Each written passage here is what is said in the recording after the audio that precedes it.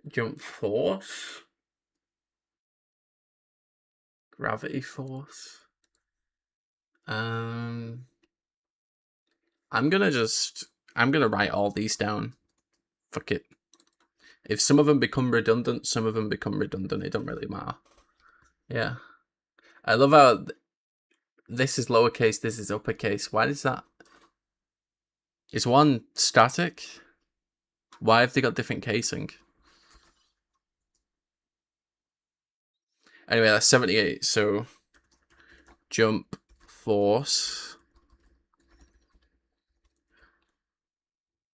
Gravity, 7C. And then once I've got these written down, I'm good. I'm golden. Gravity value. I don't know what that means, but I'm going to write it down as well.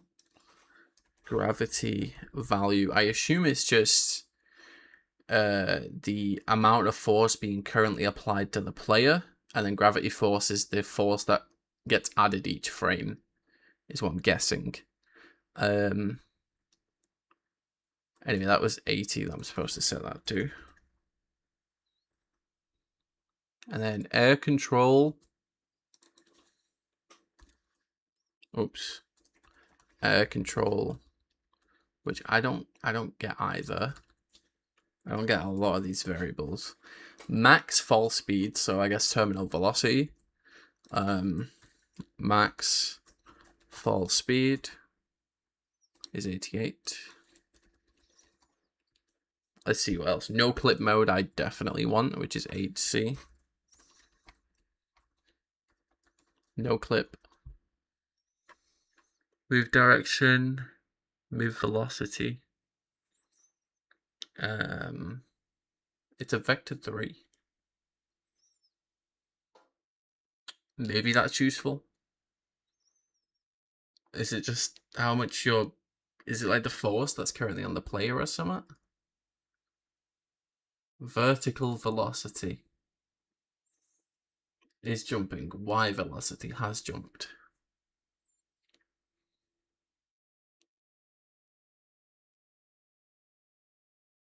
Okay.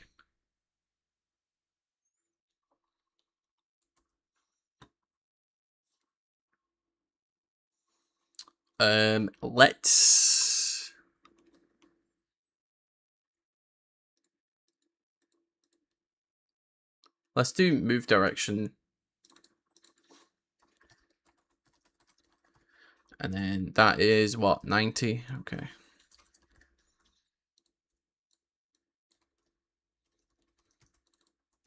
Let's note down some more.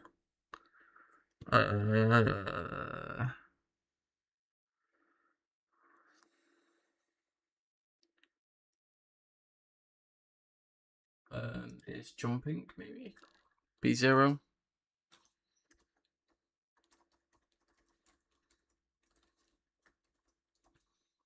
And then we've got Y velocity B4.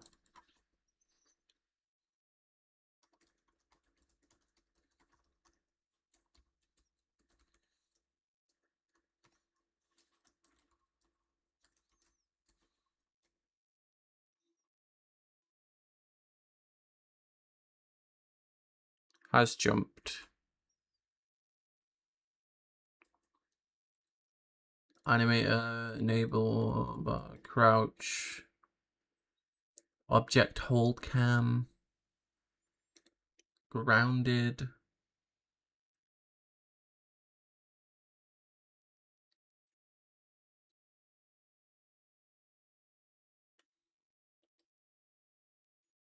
Hold position. Player hand. Throw force. Land effects. Yeah, no, I think that's everything. I swear there's something to do with the diorama as well. There's something to do with the diorama.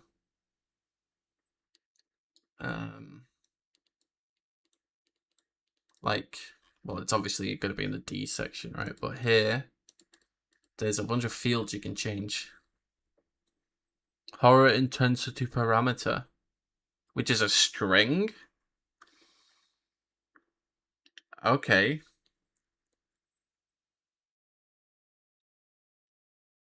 But yeah, we can like turn off objects, turn on objects. I do want to get this at some point. Turn off lights, skip lights, play UI. Yeah.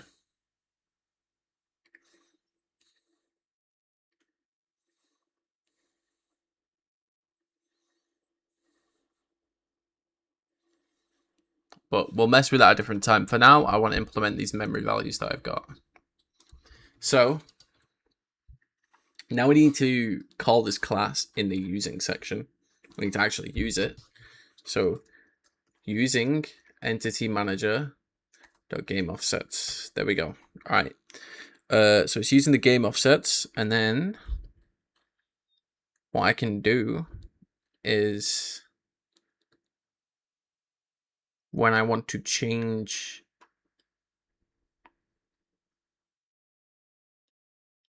here, flying, I can just set the gravity to 0. I can be like, I'm GUI. Oh, no. I'm sorry. That's not it. I need to write to it. I need to do swed write float. And then the address is going to be func address plus offsets dot and then I believe the gravity 7C, I believe that's a float, right? 7C. No, wait, sorry. Gravity. I believe that's what I want. And then I want to set it to 0. Oh wait, no, I don't want it to be a string. I want it to be just a float. There we go. All right, so now it should, assuming I enable that, I should just fly. Right? If I get rid of this error, where's my other error?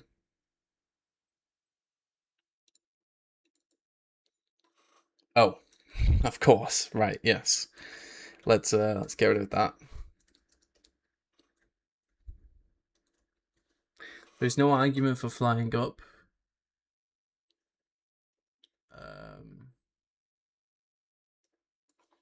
Yeah, I don't want that anymore. I've got it down here. So now, if I run this, I should be able to tick the flying and actually have 0 gravity. In the way I've implemented it right now, when I jump, I should just float all the way up. I should not stop. Which is not true.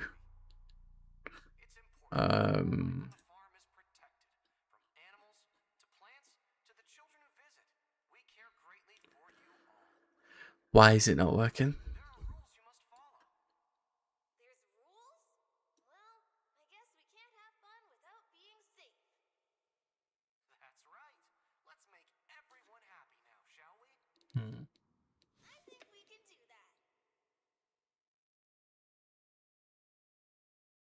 Oh, it only does it for a split second. Maybe it's gravity value that I want to change.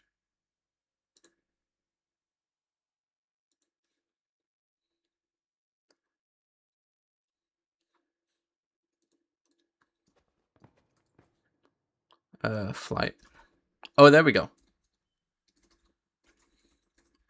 There we go. What does the other gravity value do? So the other gravity value is 7C offset.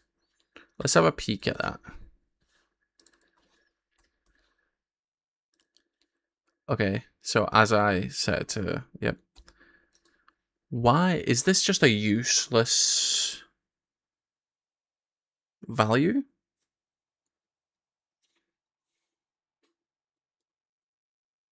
I don't get it.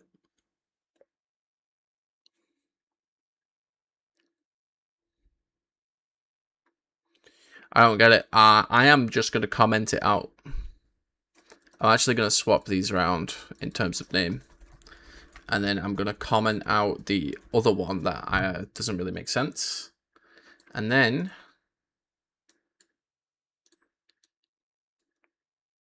I can use gravity here. There we go. All right, so now, oh yeah, also, if I enable this, I should fall. Hopefully. Oh, I guess I don't fall because I don't set it back to a different value. Yeah, okay. Of course. Alright, anyway, let's kill that. Alright. So, I don't need this inside an if statement, do I? Because it should still change the flight. Yeah, and I think this only gets called for one frame, which means I actually need to check if I'm flying, and then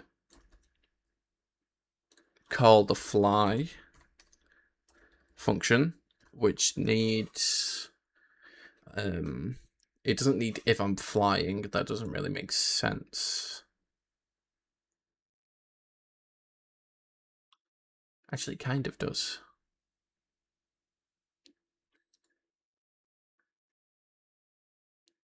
Yes, actually, kind of does. If flying, gravity 0. Else, oops. How did I even do that? Else, gravity goes back to its default value, which I don't know, like 4 or something. I think it's 10 actually, or 20.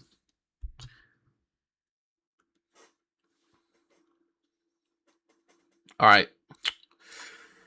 There we go. So now the gravity gets enabled and disabled whenever. Now it's constantly writing this. So I suppose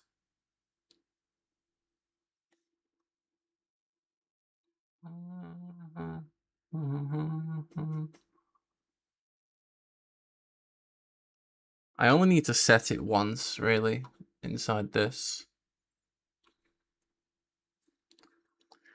Because there's no point constantly setting these values in the memory, right? Like, there's no point constantly writing these values, and it's going to always be writing a value. That's going to be using up resources. So instead,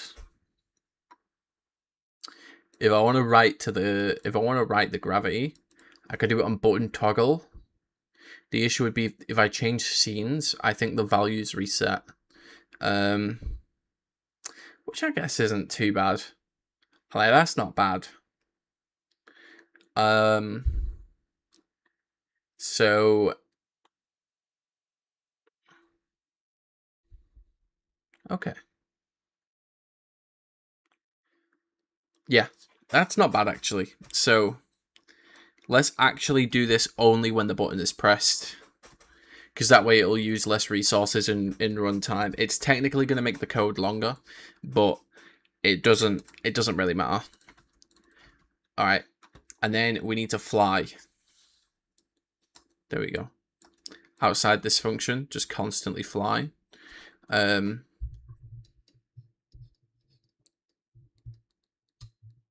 Oh wait, no.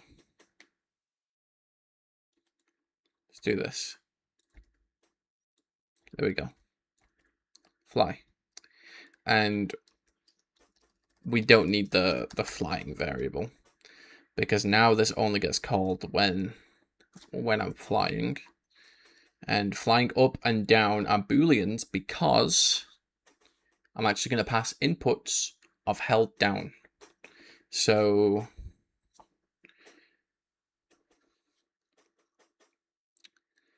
down.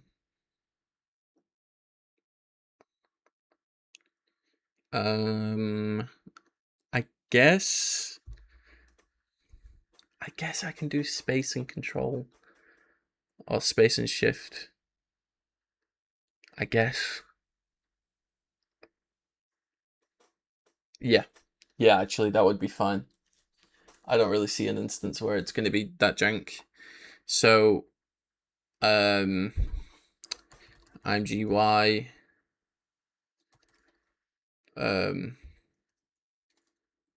is key pressed, right? No, there's key held actually.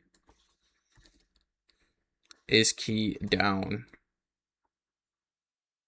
Oh wait, yeah, no, this is fine. Is key down? And then this is gonna want an input of a key. Yep. IMGUI key.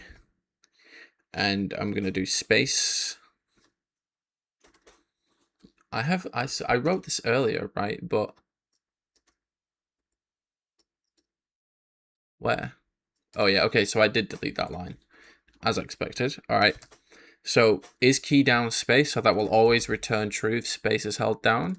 And then I'm gonna do shift, left shift. There we go for that one. All right, so now it has my inputs for this here. So if I'm holding space, it'll pass in true for space, which is flying up. And if I'm holding left shift, well, then it'll fly down, right? So if I'm holding space or left shift, it'll pass these in every time I'm flying. So now I'm flying by whatever offset, and I think I'm just going to change the Y value. I think that's what I'm going to do. If I'm flying, I also don't want I also want my Y velocity to be 0, right? So fly, first of all, let's set the Y velocity. So let's write a float. So swed dot write float, and we're going to write it in the memory address of the function with the offset of offset dot y. No, I think it's vertical velocity. Yep. And we're going to be constantly setting that to 0. We're going to basically constantly set our vertical velocity to 0. And then we're also at the y value going to be if flying up, if flying down, we're going to be if flying up, we add, else we fly down. Float.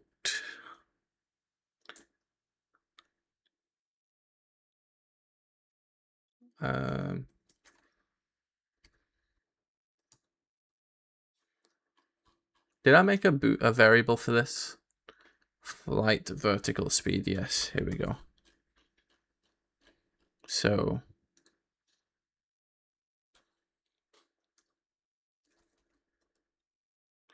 if flying up,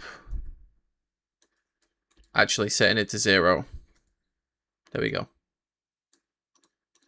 Flight increase. No, height increase, which by default is 0. If we're flying up though, well then you fly vertically instead. So this is equal to this. And then we're going to displace the person by this amount every time. So we're going to displace the person by the height increase. And we're not doing it at the vertical velocity. We're going to do it at... we need to do the Y. Position Y. We need to make a Y offset variable.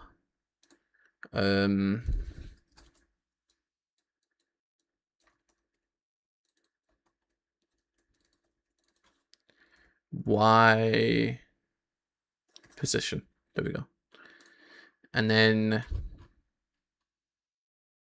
let's do the Y position offset. Where we're messing with this. All right, Y position offset. So now it's going to change the increase here.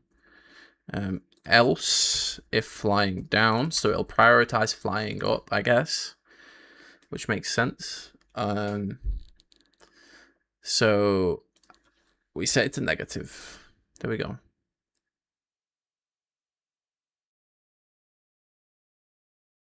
Can I do else return and just return nothing?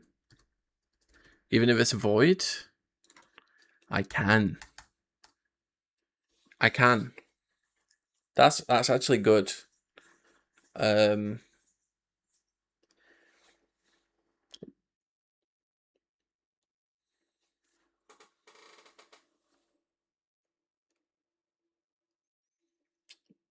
Maybe I could remember the Y instead though.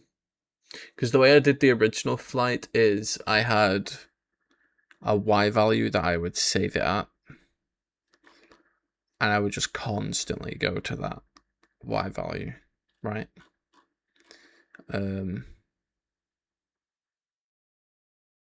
Flight height, okay.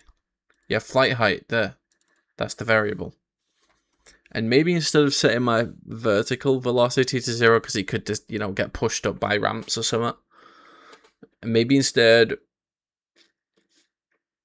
No, actually. No, that's going to work how I want. Never mind. Yeah, never mind. I was thinking of locking the Y value, but that doesn't make sense, because then when you move up and down, it'll change it. Okay.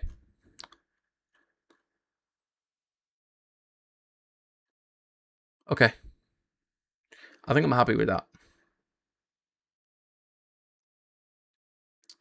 You know what this means, though? If we're not flying up or down, it doesn't move me vertically, because it just returns.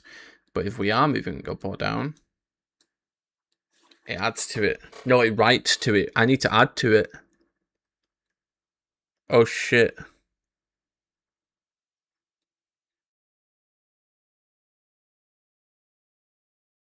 Maybe I could just set the vertical velocity. Actually, yes.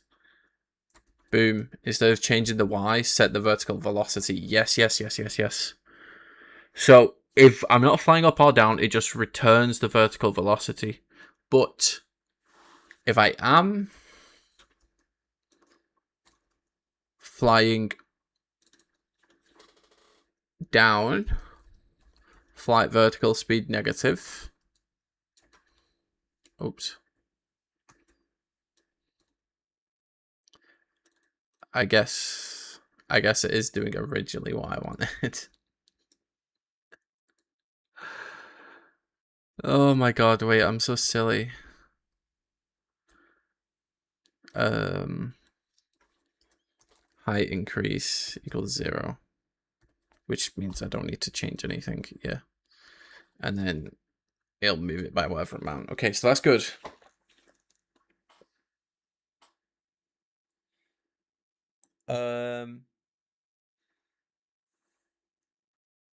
Yeah, that's good. You don't move. Okay, yeah. All right.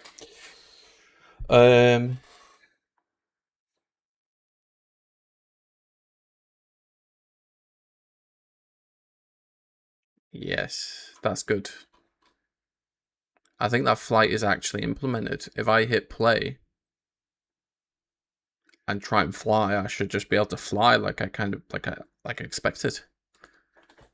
Maybe. All right, let's try flight.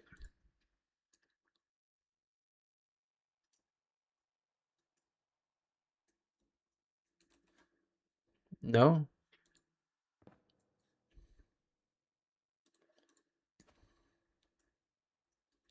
No. Why am I... Is it just such a minimal amount? Is it just a minimal amount? Like, let's see, flight vertical speed.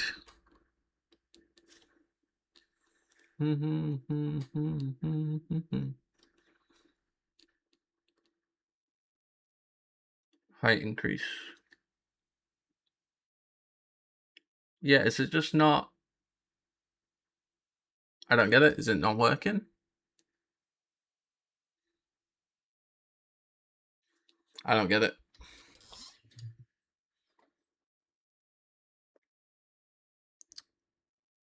Is this not working?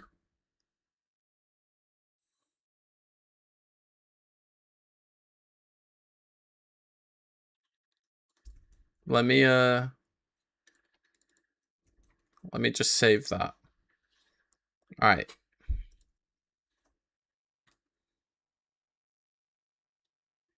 Yeah, it's just not doing anything. Why? Yeah, so actually enabling the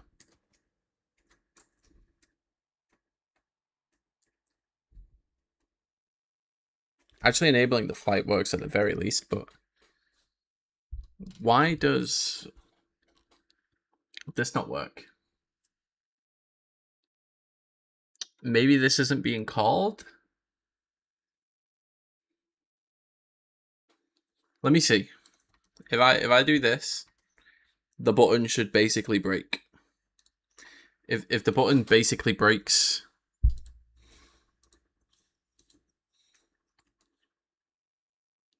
all right. So now if I enable it, it should just not work. Yeah, and then let's see. Okay, yeah. So it is being called. In fact, I can set negative gravity to see if it's working. I mean, I know it's working, but let me just be extra safe and do negative gravity. I should just fly up when I enable it. Where is it?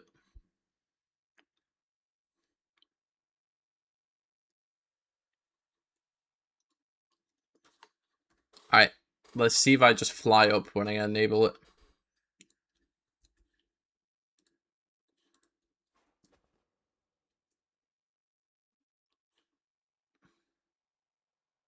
Gravity, it's really weird in this.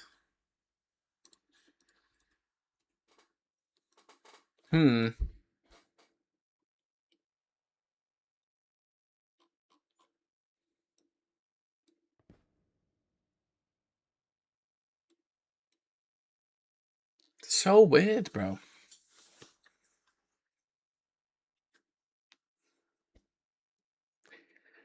Like, the flight is working, clearly. Oh my god.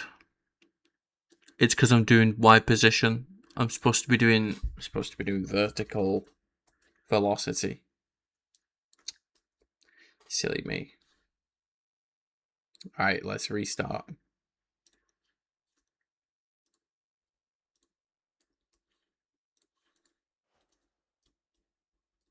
Okay, so at the very least... Okay, at the very least... I'm actually floating.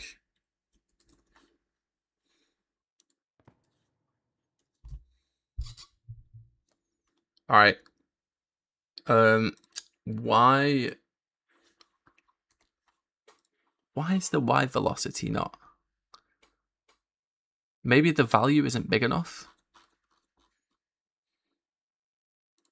Like, let me set this to 10. 100, actually. It might just be that this is key down isn't calling it properly. So maybe I could instead, let me rewrite this. If flight, all right, and then if 6, 8, who do we appreciate us, baby? No money. You guys probably have no idea what's going on because I'm not explaining it. But yeah, let's try this. And then instead of height increase, we're gonna just do flight verticality. Else, oops, there we go. And you set it to negative. So if you don't hold space, you fall down, right? So I actually need to do else if, and then set it to this A. There we go. And then else.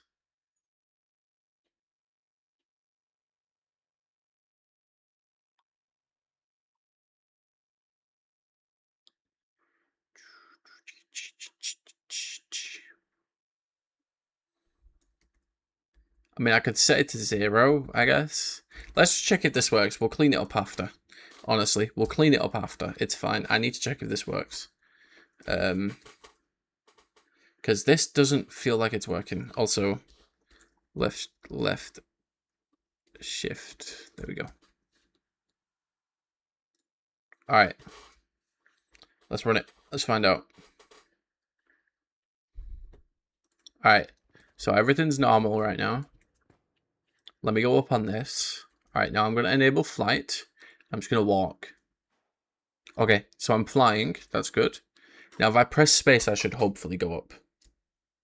I don't. Why? I don't get it. Why? I don't get it.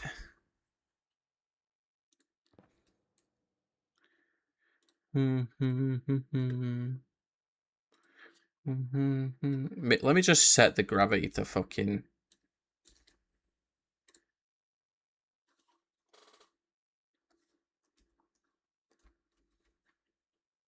Daddy cool. Daddy cool. Alright, come on. Come on. Let me see some stuff. Alright, that works. Yeah, it's just not detecting my key. Is it because I have to be on this? Oh my god, that's been the issue for the past like half an hour. For the past half an hour, it's just, oh my god, I'm so silly. Oh my god, I'm so silly. I'm so silly. Oh. This past half an hour, I've been trying to figure out why my inputs aren't working. And it's because you have to be on this fuck-ass menu. You have to be on this menu. Alright, I need to go... I need to go take a break from this for a minute. Like I didn't think to check that. I didn't think to check that. That's how that fucking function works. Yeah, brain's gone, man. Brain's gone. I'm gonna go take a 5-10 minute break. Like clear my mind. I've been at this for so long and I've programmed basically nothing. But I'm learning. The biggest thing is I'm learning. All right. This is uncharted territory for me. All right. Uncharted territory. All right. I'll be back in about 5-10 minutes. I'm gonna run ads. Don't worry about them. I'll be back soon. Okay.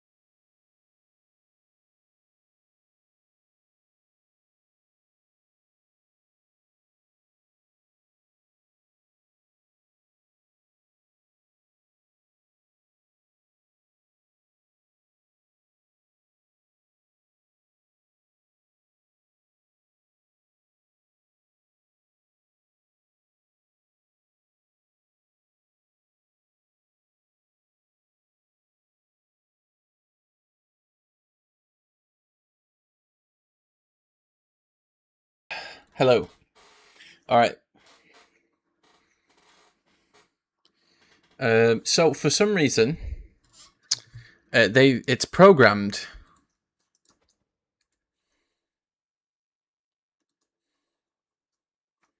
It's programmed to detect inputs on this menu. Hi, Kayat. So I need to not use that. There's no type of key thing, right? Let me see if there's just a good old library for it.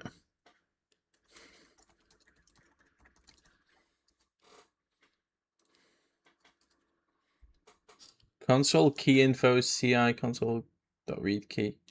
Wait. Console.read key.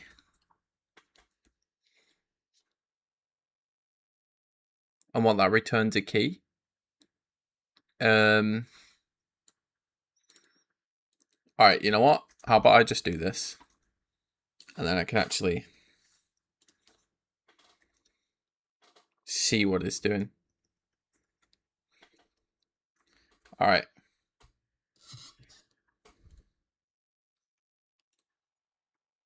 There we go.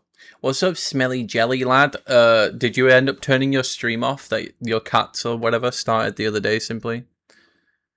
You did, right? Why is it not showing up?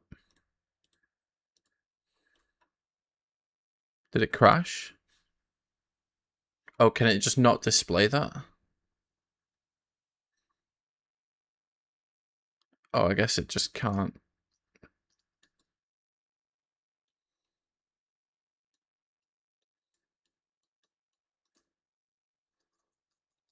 Console key. Let me stop this.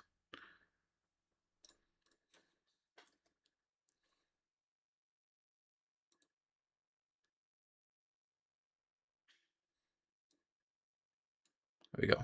Alright. Let's do this. I don't even know how. Don't ask me. Why is it freaking being stinky?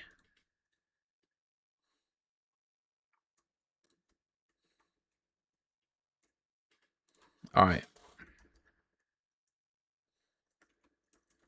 imgui.text.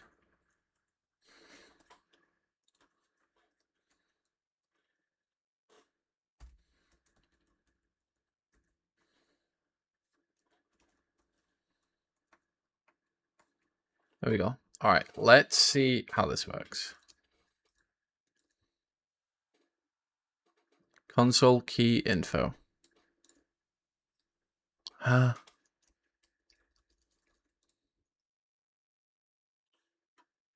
Okay, let me key press events. Check if it is pressed in C#. Yeah, but input is a fucking Unity function, is it not? Input dot input. No, I'm typing input. Yeah.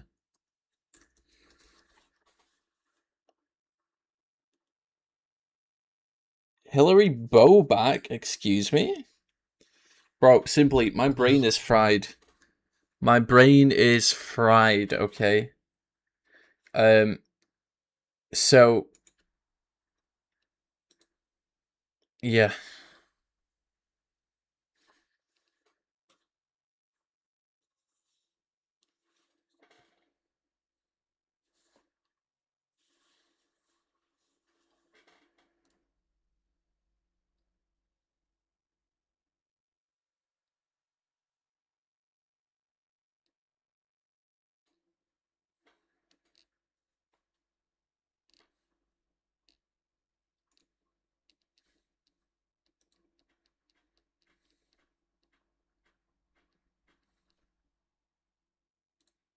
The holiday, I'll try the words to say.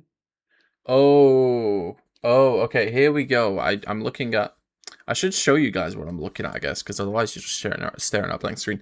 I'm looking at this. This is the practical use case for this. Where'd it go? Here. No. Where is it? Here we go. So I need to do dot key. It's reading the key for dot key. And then, as long as it doesn't equal enter. Is that for the console? That's for the console, though. That's for the console. Yeah, that's for the console. That's annoying.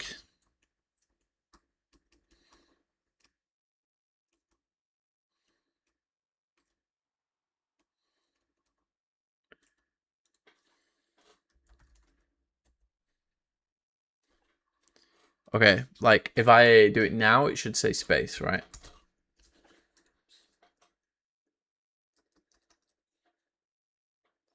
Yeah, spacebar, B, spacebar, B. Now, if I go over here, it doesn't do it, yeah.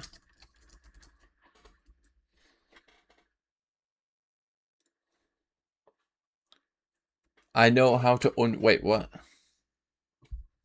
From ages ago. I know how to unfry, I can help. No, brain is fried.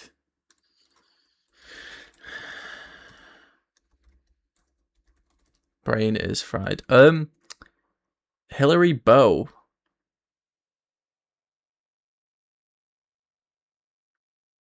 Ah. I genuinely have no clue what you're on about.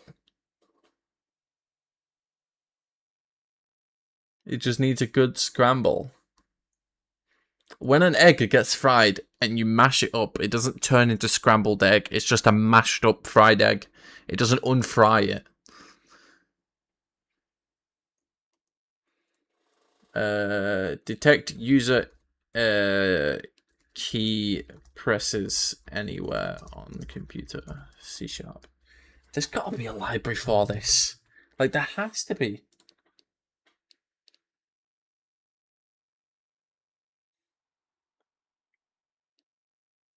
Keyboard. There's no way that. Is that just a... Yeah, no.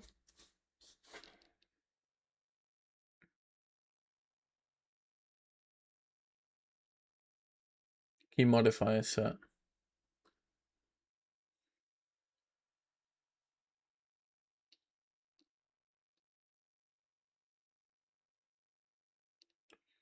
Why is it so hard to get a key input?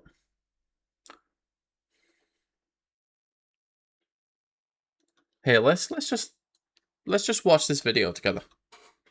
There we go.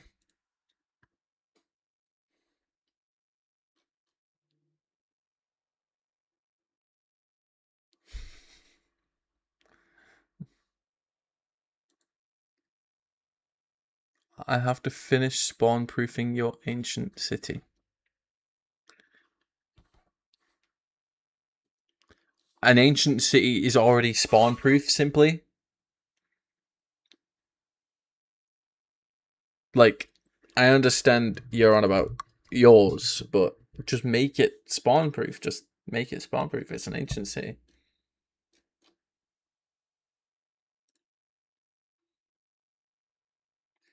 No, I want fucking any button pressed. What is this bullshit?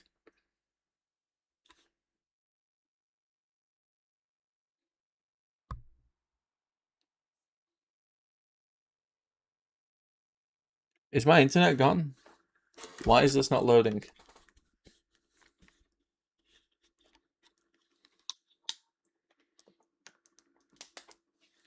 Key events.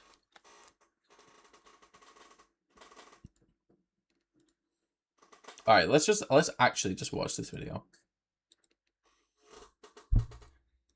Yeah, so this is just setting stuff up.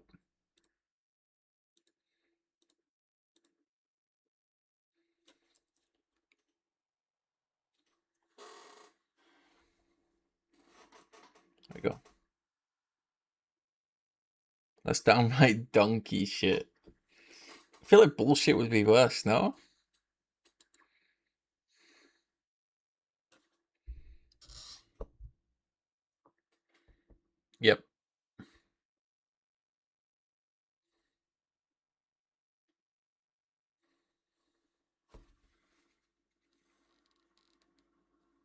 Okay.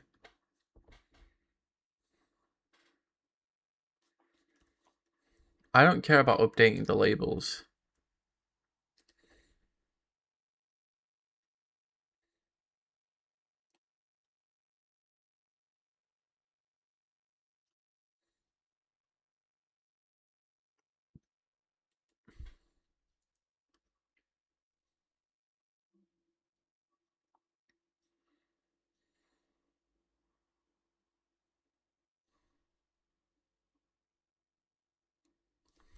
What are we looking at?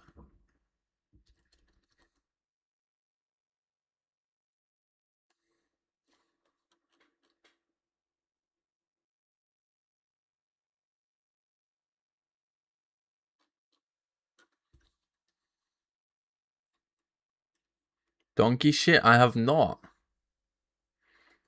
Did I don't think it was you that got the message blocked, right? It's not come through on my end. System Windows Forms Form.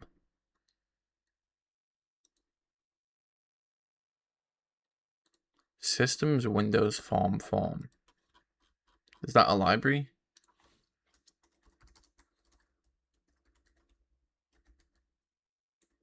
Input. System Windows input. Okay.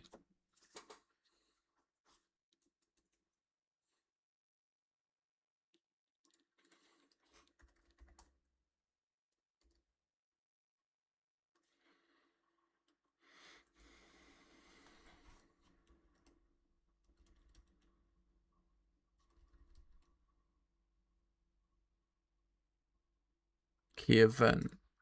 Yeah, but this is not useful to me. This is not even close.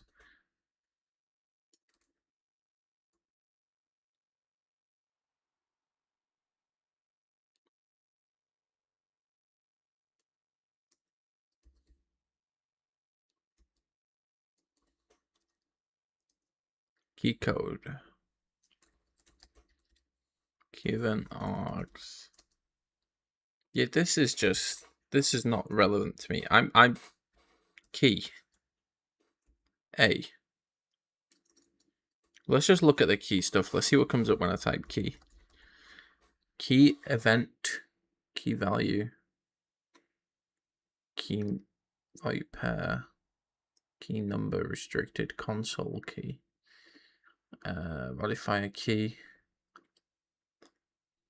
event keywords, foreign key, misprogram key.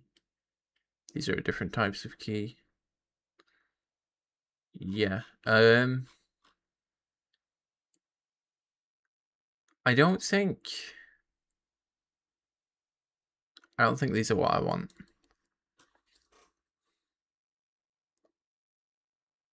Key lime pie. I've never had that before. Is that a real thing? I feel like I've heard about that being a real thing, but I don't actually know. Um.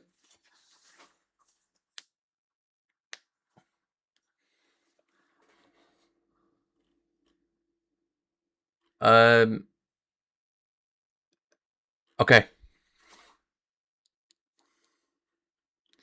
So you can't jump when you're in the air, but if we go to this dissect mono, right, and we get the is grounded method and set it to true, we can probably then just let the player jump, right? And what we can do is we can invert the player jump strength. Did I get it actually? I probably already got it. Is jumping, yeah, I already got it. So I can set is jumping to false. So I can go, no, sorry, true. Sweat dot right bool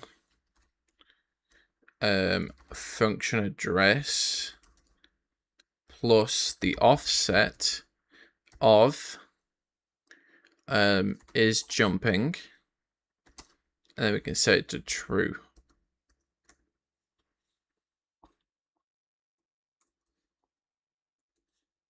Only the best pie ever. There's a lot of like is crouching, is jumping type thing. Like I could maybe even just make it so my jumping has infinite range. But yeah, is jumping, and there's probably a can jump somewhere else, or grounded. I can set myself to grounded maybe. Let's see.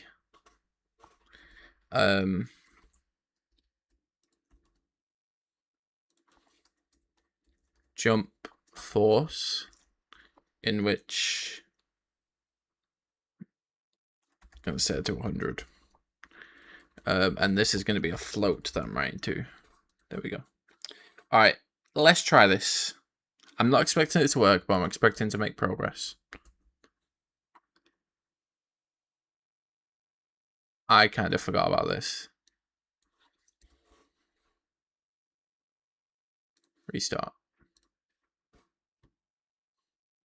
All right. So if I turn this off, I should fall. Yep. Okay.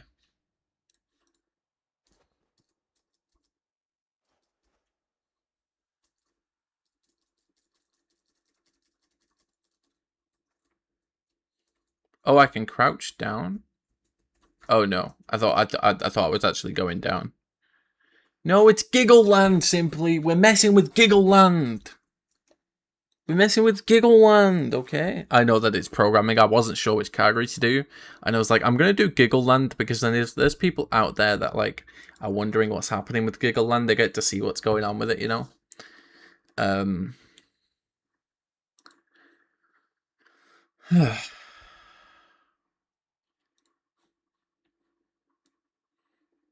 Is jumping B0?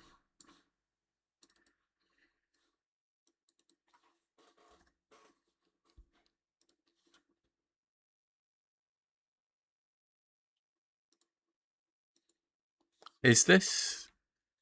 Wait, is jumping? Oh yeah, it is Boolean. Binary. Okay. So if we were to lock this on 1.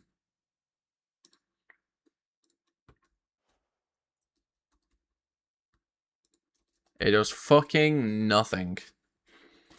It does fuck you. Is this just a check for if you're on the ground or not?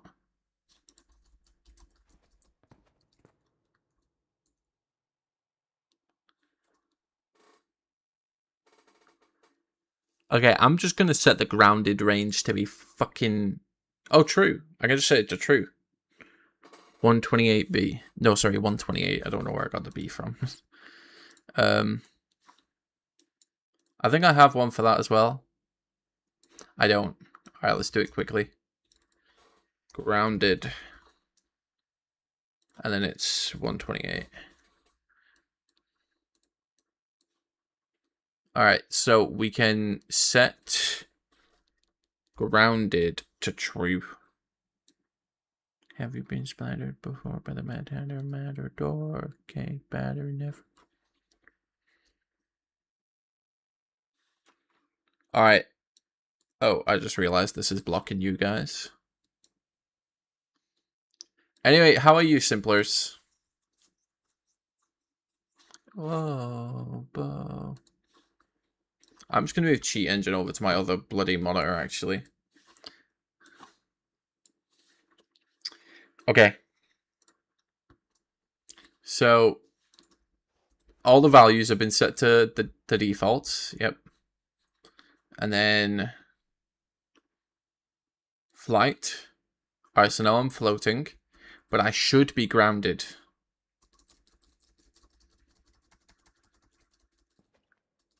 And I'm not grounded. I'm so silly. Oh, I'm so silly. I'm so silly. That's not what I meant to be doing. No, this is supposed to be in flight. This is not accessible. This is not accessible. In fact, there we go.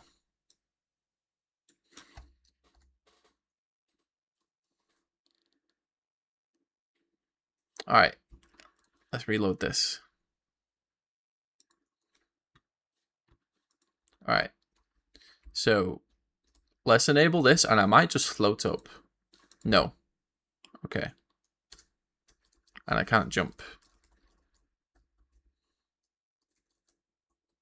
Okay. So, is jumping just fuck all? So, let's instead set grounded to true. And let's see if that works. I'm always grounded. I reckon this will work, you know. I'll smell you later. Oh. Alright. It's definitely working. Let me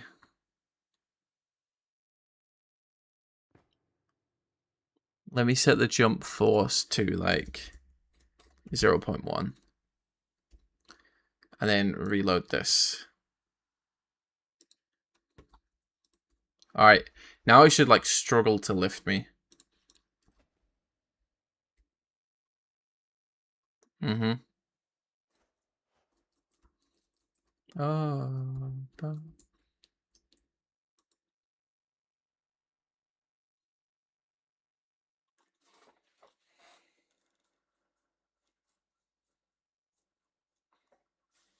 What if I just fucking set the Y velocity to 0?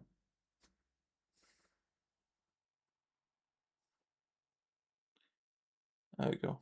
Overworked, underpaid, and poisoned daily. Sounds like America. Sounds like America. I wish I could say we're much different, but I don't think we are. I think the UK's America 2.0. America 2.0. In fact, so much America 2.0 that Farage, the leader of Reform, is like agreeing with everything Trump says. So, yeah. Yeah, food is less poisonous for now. That's because of the EU. I feel like if our leaders in this country had the option, they would fucking force feed us American food. Technically, America is UK 2.0. Technically speaking. Anyway, if I'm flying, constantly set the velocity to 0, and I'm grounded.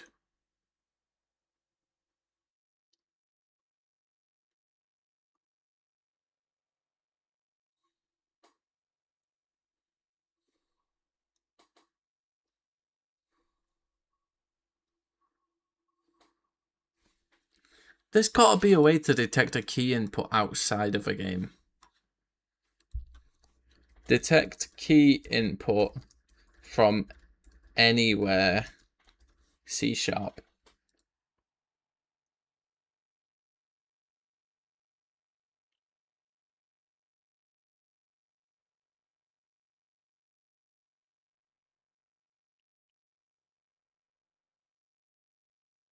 System global hotkey.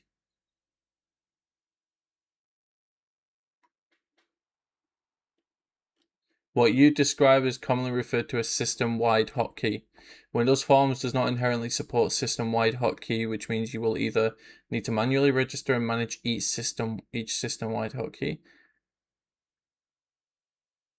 or use a third-party library such as Shortcut. What does Shortcut do? Enables you to quickly and easily bind system-wide hotkeys to callback so that when the system-wide hotkeys question is pressed, the bound callback will be invoked. Okay. I think this is what I want. Can I just add it through VS package? Okay, 1 minute. Let me stop this. Project, manage packages, and then just add shortcut.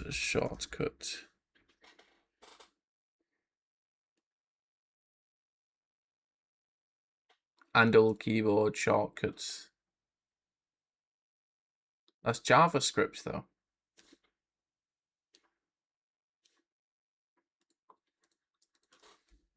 Alex Archive. Alex Archive.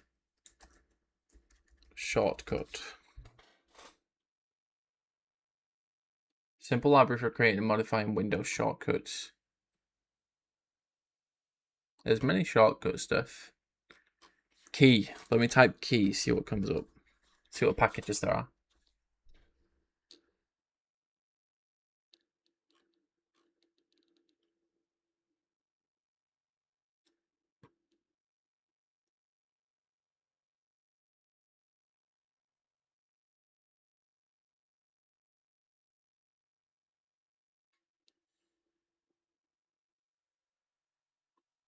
KeyPay.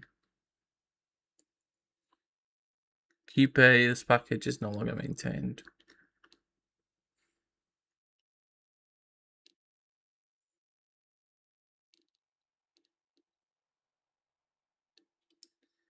Okay. What about input?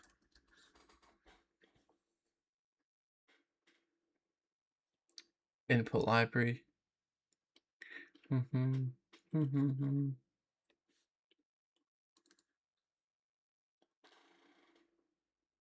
Multi-platform keyboard, mouse, hooking, and simulation library. Package details. Project URL. Let me have a look at this. Down where the trump is.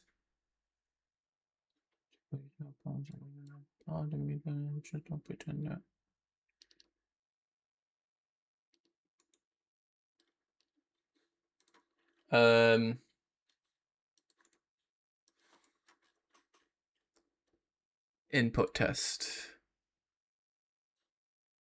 No. Keyboard interface, mouse interface. Windows. I can't believe I'm looking at fucking Korean packages, bro. Alright. Keyboard hook. Does this shit. Use the keyboard. Key state model, which is the hook to the keyboard model. Okay. Sender key state. And then you right line the key down. Oh. Model key up. Plus equals set. And the model is whatever the keyboard is right now. Yeah, okay.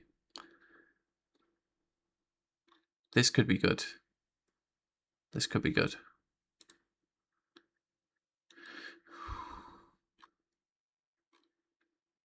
Keyboard hook compared to keyboard simulator. Simulation key click. Okay, so this does inputs for you, I think, and this detects inputs is what I'm guessing.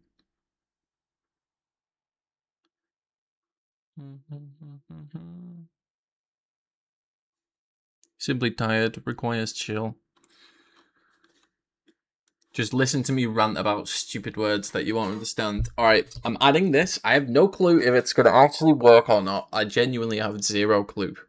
But I'm adding it and I'm going to see. Accept. There's a chance.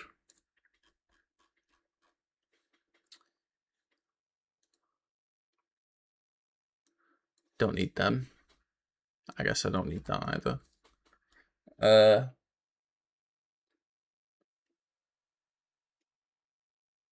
Alright. Using input. Using input. Platforms. Windows. What, using system diagnostics? I don't think I need that, but I'm going to just add it anyway. There we go. So that's all the libraries they import. They have a hook. I'm just going to fucking copy a lot of this. So can I actually just... I don't think I can put it here, right? There we go.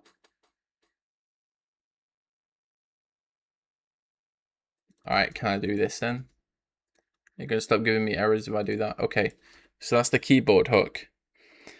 I just don't think that's safe putting it in there though. Let me do this. And then I can do hook equals that, declare it on. What? Hook is not null here. Okay, you know what? Fuck it. I'm putting it there. I'm doing that. Alright. Hook debug equals true. Don't care about that. The model. Okay. Alright, so let me see if I can write this.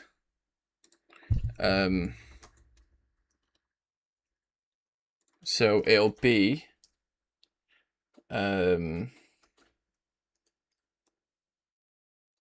model. So it'll be hook dot keyboard model dot key down.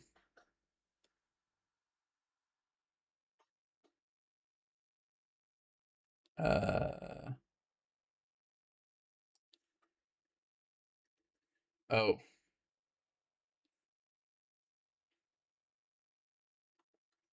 Plus equals?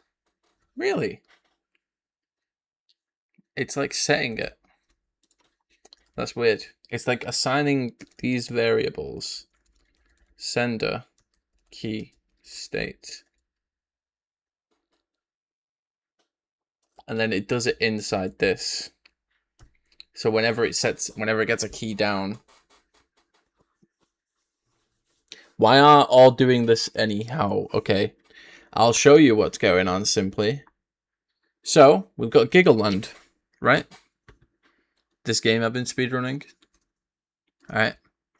I'm making a practice tool for it. A speedrunning practice tool. I've got some stuff added to it already.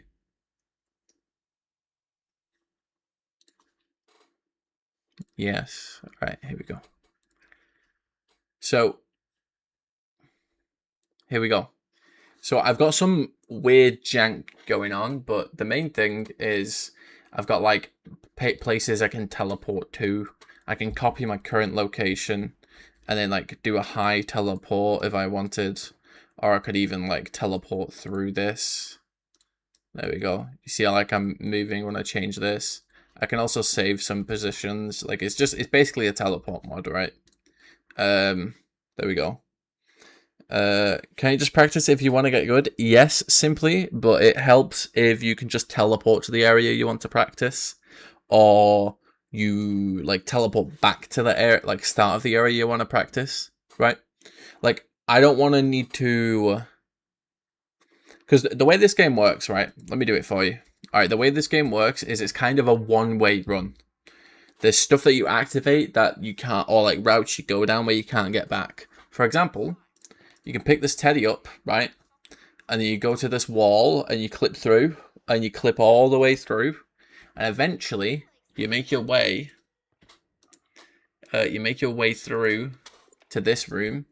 Yeah. And you clip in here with the teddy. And then you can't get back and you can't practice. So you have to be able to like TP out back if you want to practice it. I'm also mainly just learning. I really don't care how the practice tool turns out. I mean, it would be nice if it turns out well. I'm mainly just learning, right? Because a few days ago, I didn't know how to read the memory of a game. I didn't know how to manipulate it in any way, or even make a UI like this. I didn't even know. So I've learned a lot just doing this. Yeah. Mistakes must be punished. So I'm mainly just doing it to learn different ways of programming, right? Because there's many different ways you can program, many different libraries, game engines you can use. I'm just trying to like maximize my variety of skills. So right now I'm just messing with the ImGui library and using that to mess with the memory. I was thinking of then trying different GUI libraries so that way I get an idea of how GUIs work. And then, yeah. Shanda, why are you so damn smart? Thanks. So yeah, like a few days ago, I didn't know about any of this. What you have to do to be able to do all this is you have to use Cheat Engine. You have to scan for values. You then have to... You can't see this for some reason. Why is it not loading? There we go. Yeah, you have to scan for like values in the game's memory. You then have to do like pointer scans to find the original memory that it points to. And then you have to cross-reference that with other pointers in other areas, so that way it's a consistent value no matter if like the scenes change or anything. You then have to use them pointers inside your code to then read and write to the memory. And then I also use the GUI library, GUI library, to program a GUI that is able to assign those variables to the memory. So yeah.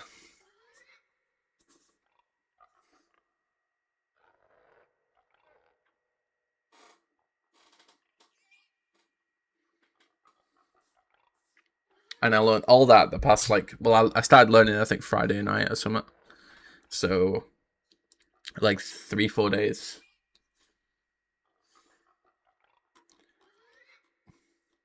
I am library.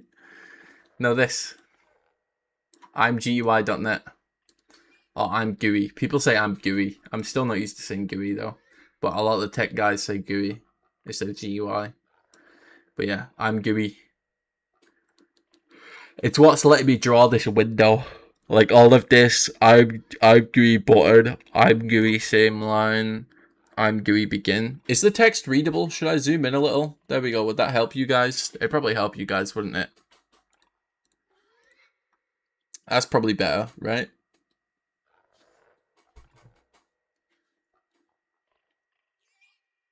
No, an IAM file. No. Well, technically in the back end, yes, it is a file, but not really. That's not what people usually mean. They mean actually like using it this.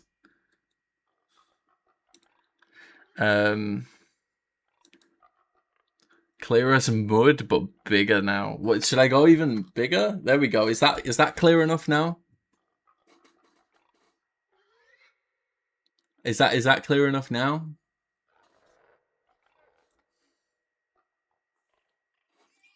Alright. Anyway, so now I'm trying to detect key inputs, like if you press space or Q or E or whatever, and then I'm gonna try and make that a toggle for different like different stuff you can do, like enable flight or like go upwards or down, stuff like that.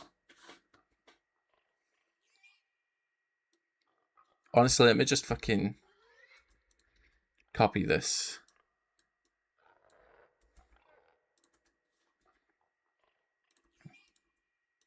All right.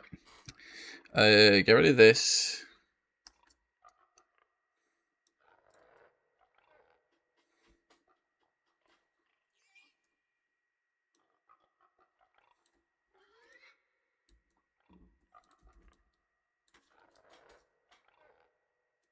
Why is this red? Cannot implicitly convert type void to bool. Is model a bool?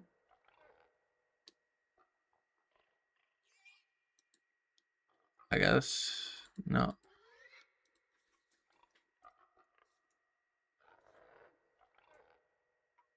Input key state. Input keys. Object. Let me look at this function.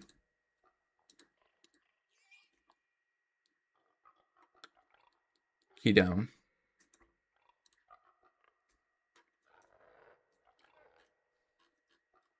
Okay. I don't.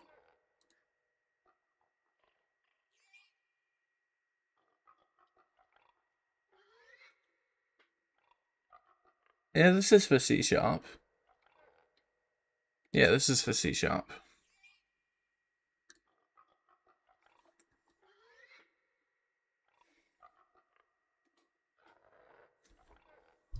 Win API, mouse, mouse tracking, keyboard events, keyboard hook.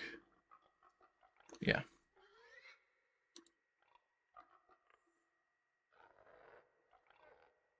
You don't need to read it simply. Just listen to me be a silly Billy. Alright, just listen to me being a silly Billy.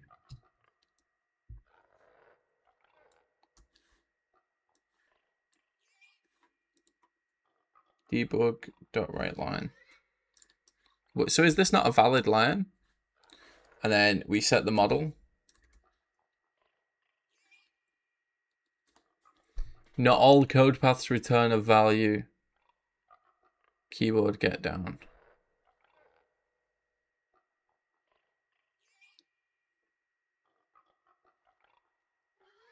Ah.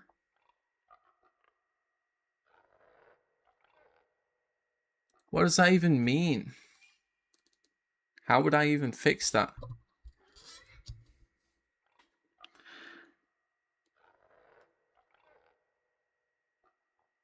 I'm too zoomed in. Like the UI is not even working. Oops. Wait, let me see. Let me see what the issue is with this. Fix the formatting. That's not going to change anything. Oh my god, I'm missing a bloody bracket. I'm missing a bracket. Oh my god. Oh my god, wait. Yes, it's return true. And then boom, boom. Oh my god. Right. And then we can do the IMGUI text. Oops.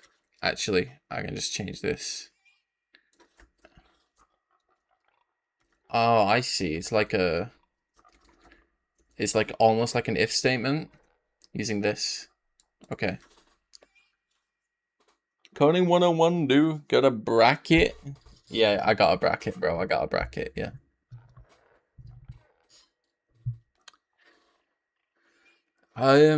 This should just work, right?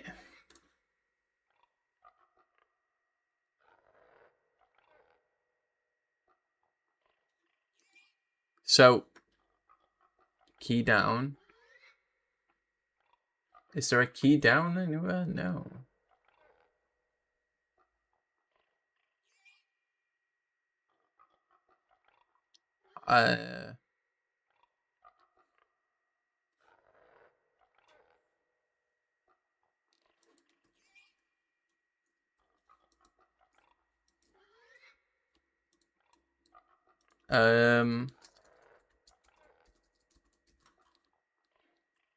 Key click, inputs, left control.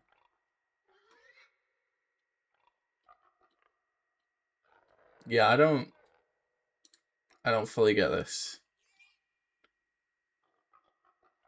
Inputs, yep, use the debug. Key state log. If reading the key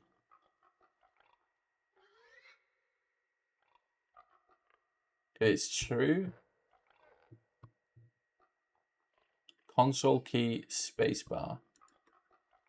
Console key. Well, that's using console stuff. I don't want to use console stuff. I'm determined to learn how this works.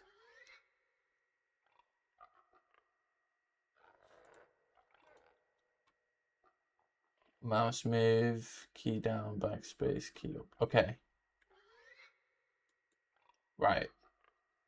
So this is used for like an auto clicker and stuff most of the time. But what I don't get is this is not being rendered at all, right? Like if I was to do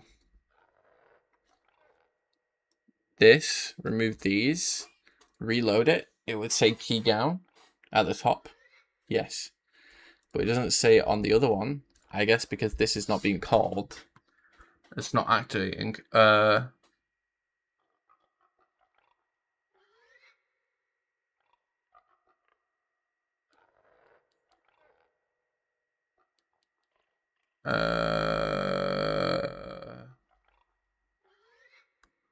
mean, I guess I could do a console.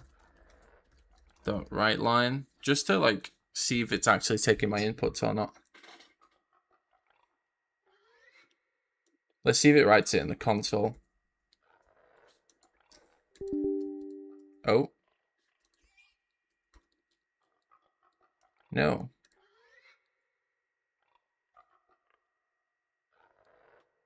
I don't get this.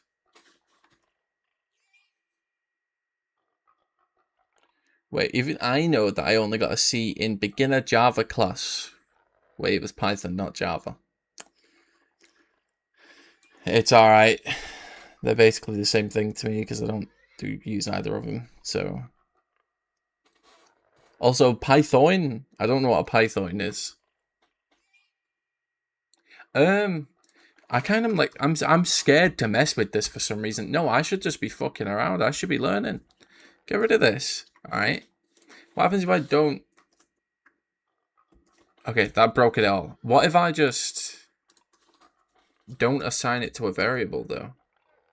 Wait, why is it all red? Literally all of it is red. Why? What's wrong?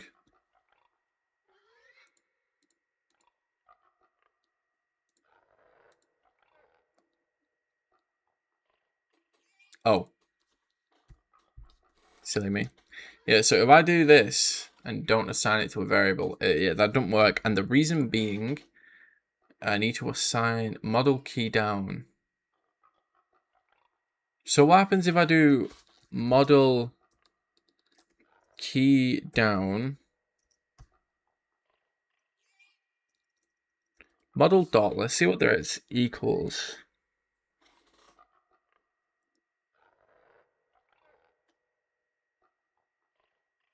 Set state. Is alt, is control, is shift.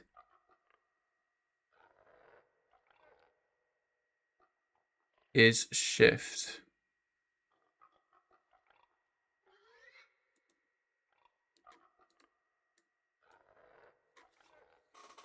This just doesn't get called though. Right? It's in fucking, it's got Korean comments. I can't. Okay. Google Translate. I gotta translate this motherfucker. All right, create a keyboard hook. All right, 1 second. 1 second. I need to. Can I not make this bigger? God damn it. Okay. All right. Give me a minute. I have to fucking get rid of. I'm doing the opposite of what I meant to do. I'm trying to get rid of all of this. Yeah, no, take your broke ass home. G L A M O R O U S G L A L. Create a keyboard hook. If the platform is not supported, a not supported exception may be raised. Enable debugging. Native errors can be viewed in the debug output window. Scared of letters. Yo, what's up, Ranger? Good luck. Thank you, bro. I'm learning how to use programs and APIs that aren't just like the basic stuff. Keyboard model. Fired when the keyboard is pressed. Console input is not recommended due to write delay. If the return value is false, input is ignored. Fired when the keyboard is released. Console input. Okay, this is really important. Alright, so create a keyboard hook. If the platform is not supported, a not supported exception may be raised. Everyone that's using this is going to be using Windows, so it's fine. So the hook is good, right? This hook here. Where is it? Excuse me? Hook.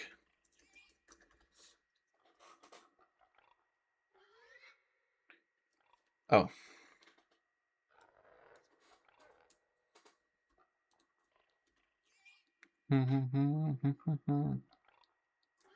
I'm just going to leave it there, actually. All right. And then Hook debug true. I'm honestly going to enable that, actually. It apparently pops up a window. It pops up a window that you can use. So let me just do that and then run it and see if it... What are the errors?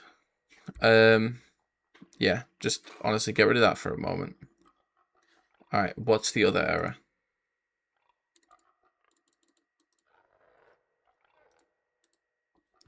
An object reference is quite required for the non-static field method or property program hook. Hook is not null here. An object reference is required for the non-static method. Introduce a parameter for hook. Bool, get debug, return that. Public static bool.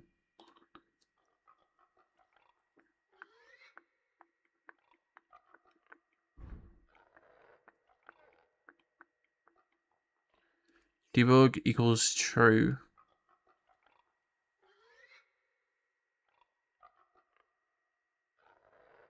Oh, I see. It's passing it in.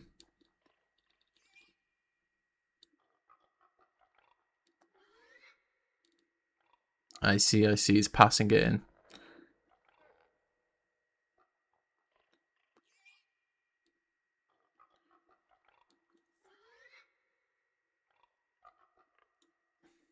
Okay. Let me just... Alright. Let me run it. See if a window pops up. Apparently a window should pop up. Right?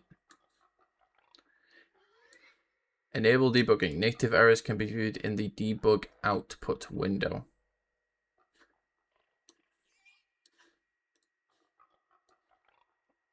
Okay, never mind. Alright, the keyboard model. Yes.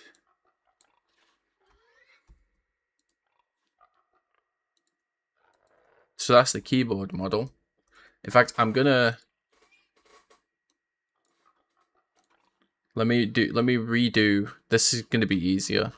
Just fucking chuck this at the bottom. And then swap out the comment. Like, this is genuinely easier. Give me a moment. Right, create a keyboard hook. Come on. Also, hi Joe and Ranger. How you guys doing? What are you up to? What are you up to, huh? I see you've been playing Rocket League as usual, Ranger. I saw you when I was on the other day. Keyboard model.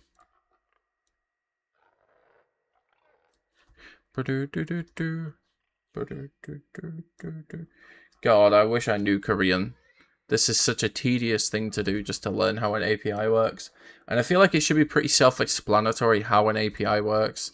I feel like that really shows like how much of a noob I am in terms of like being outside of my own comfort zone of like knowing the libraries I'm using and stuff like that.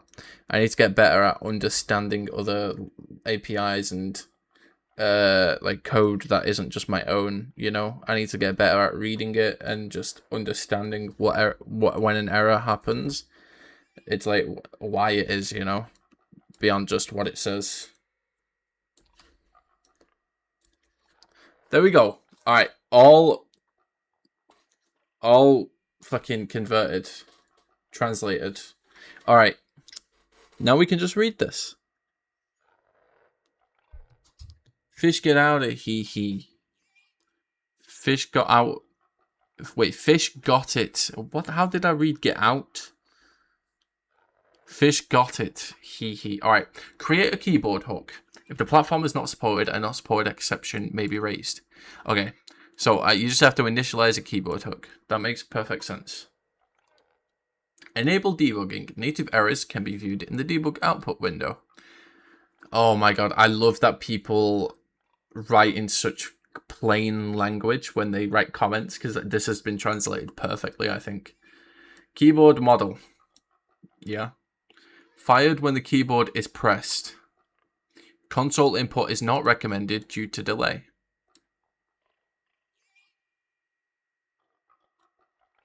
If the return value is false, input is ignored.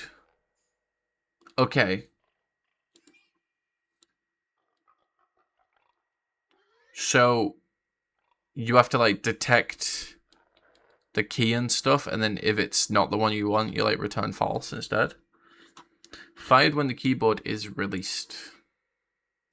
Console output is not recommended due to write delay. Ignored.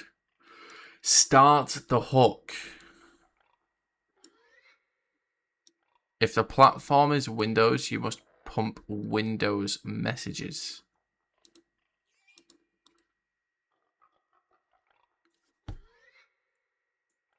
Wait, you have to start the hook. That's why it's not working, bro. That's why it's not been working this entire time. That one line, and because I couldn't read comments and I just didn't really see it. No wonder it wasn't bloody working. It all relies on this. Okay. So let's just fucking copy this like near enough exactly.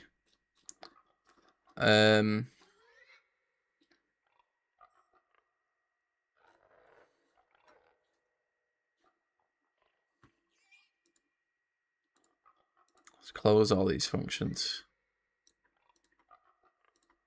There we go. All right, so I've started the hook. I've got the. I'm gonna enable the debug if I haven't. Yep, I got the debug. Get the model. I'm just copying this word for word, and then I'm gonna mess with it when I get a chance. Yeah, I've got the model.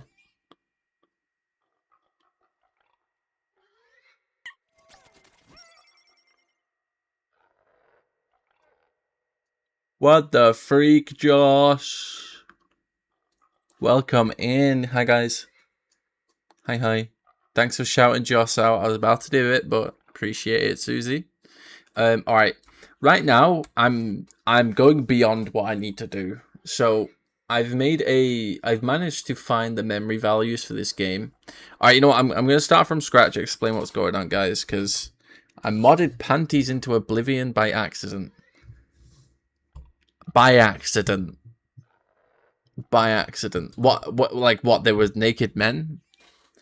Anyway, if anyone doesn't know, there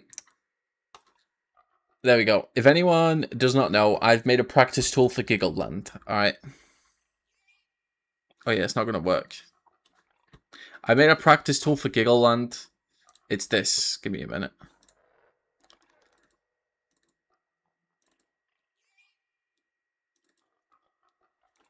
Here we go. It's this, and you can teleport to different areas.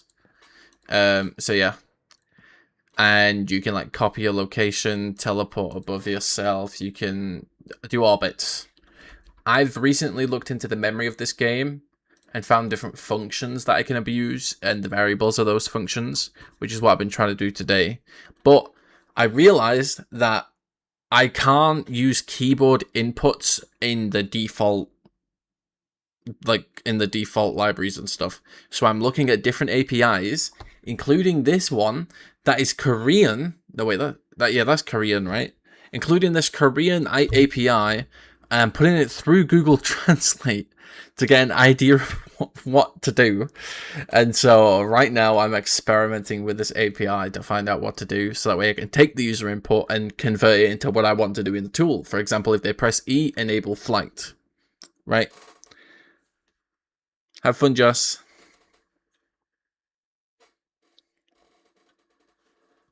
Oh, you supplied the mod. Oh, you supplied the mod. Age verification required? What? Wait, is this like a bad mod? What the hell?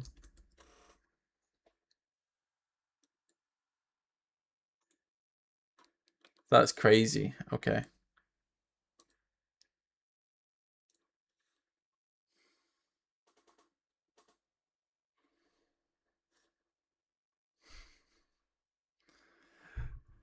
Was it bad for stream? Are you gonna get banned, Joss? Anyway, let's just implement all of this. Let's just implement all of this shit. All right, every bit of it. Every bit of it, okay? So, why is this red? Model may be null here. It's not, motherfucker. You start the hook.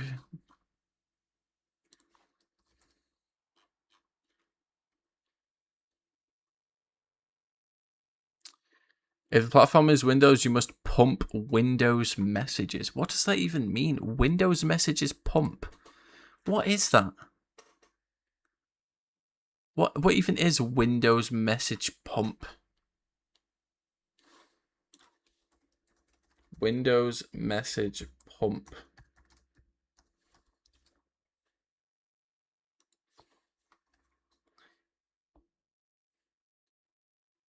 There's discussion of problems that come with running Word in non-native sessions. No, non-interactive sessions.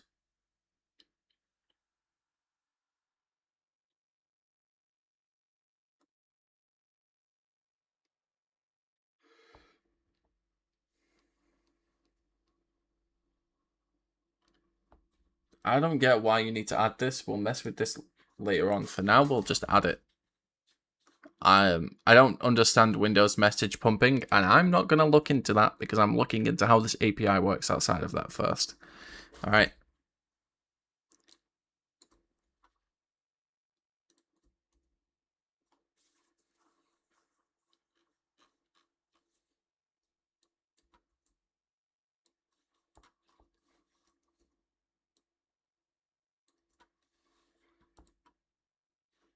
All right, so now I need to do whatever I want in this.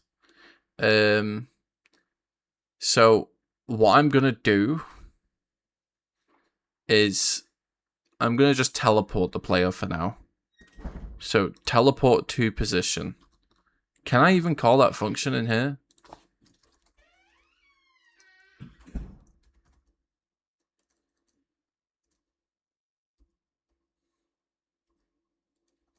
No.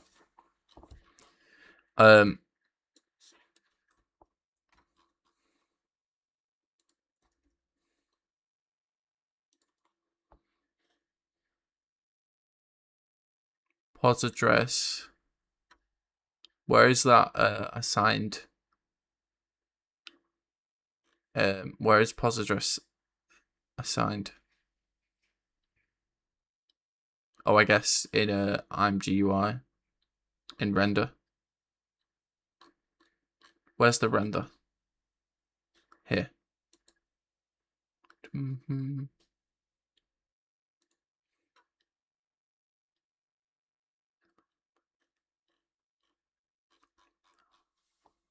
Bro, I'm confused by my code.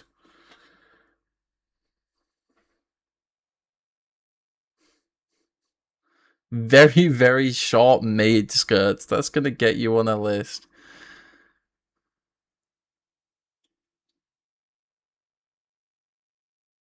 Roger Smart. Me noob. Me noob, alright? If you're not into programming, if you're not into programming, you might not realize how much of a noob I am, but I am noob, alright? But I'm becoming pro. Alright? I'm becoming pro. I'm forcing myself to learn a bunch of stuff. Even if it means I'm really uncomfortable. I am like completely lost. Eventually some stuff will click and I'll be like, oh, this awkward thing, this awkward moment I was having is because of this, and now it's fixed and I understand why. Super Battle Golf when?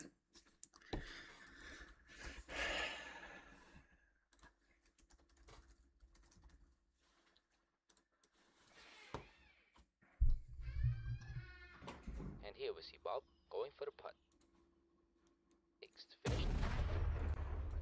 What the fuck?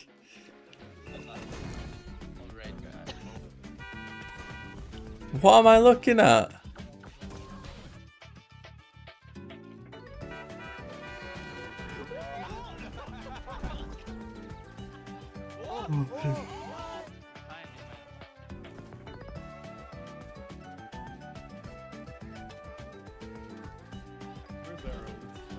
You're looking at peak. I mean, it does have the same Same visual style, right?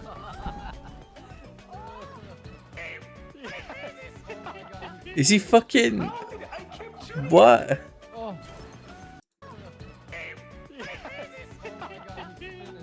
Someone like threw a rock at him or something.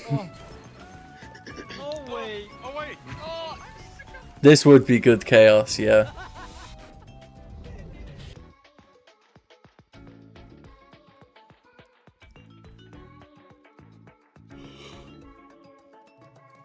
Oh.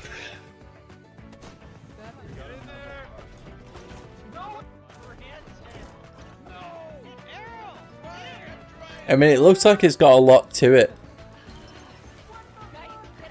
Give me the coaster. I'll find top.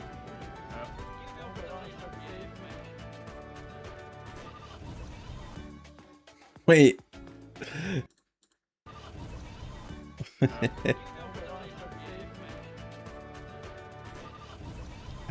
You got sent into the hole.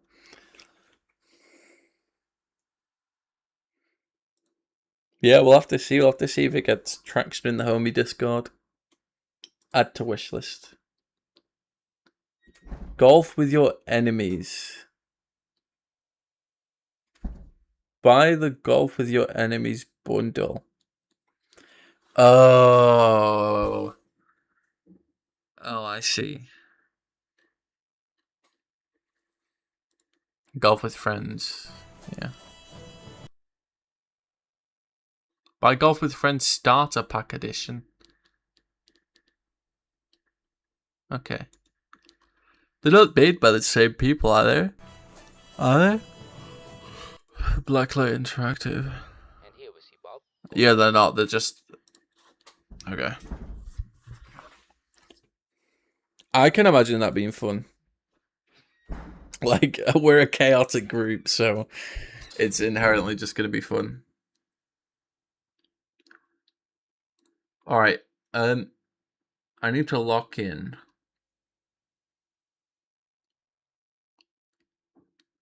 Position address.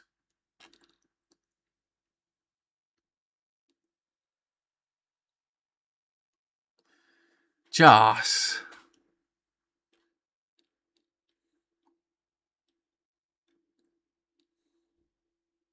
Position address.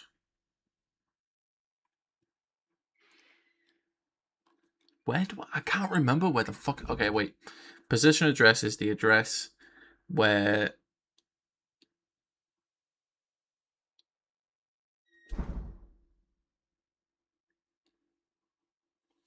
Okay, yeah. It's the one being constantly assigned in the memory.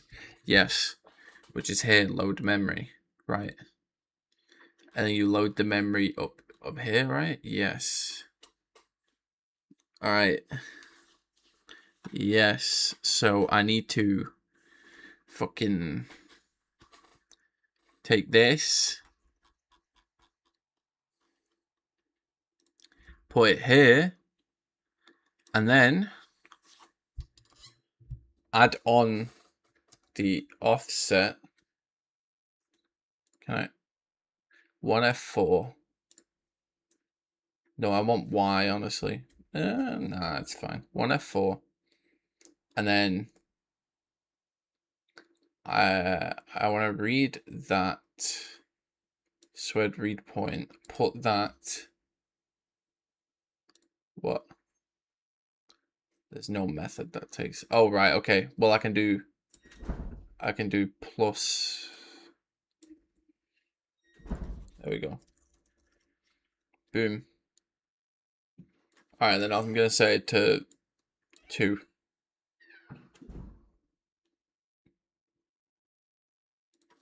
Alright, key dot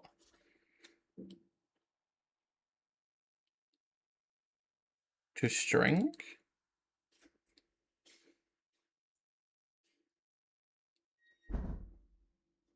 This is input keys. Input keys. Byte. Okay, so okay. Radio Gaga. Radio Google. Oh yeah, so if it's to string, what would it be? Would it just be space?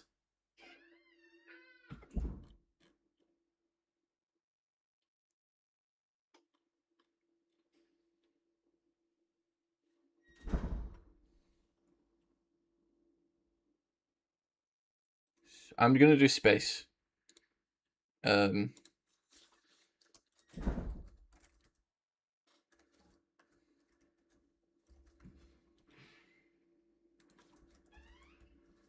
If it's space, converts. Oh wait, do I just do if key equals space? I'm silly. Is it already? No. What the hell? Wait.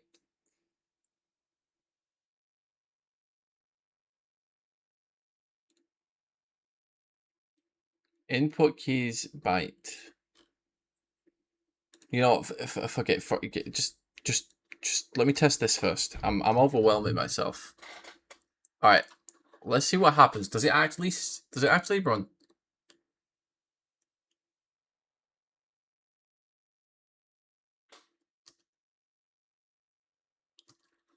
Oh, key down, key up. It's detecting it here. Wait. Oh my god, it's actually detecting it over here on the output.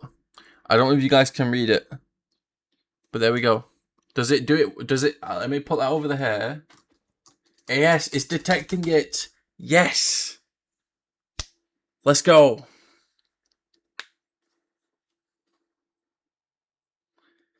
TOS safe slutty man mod.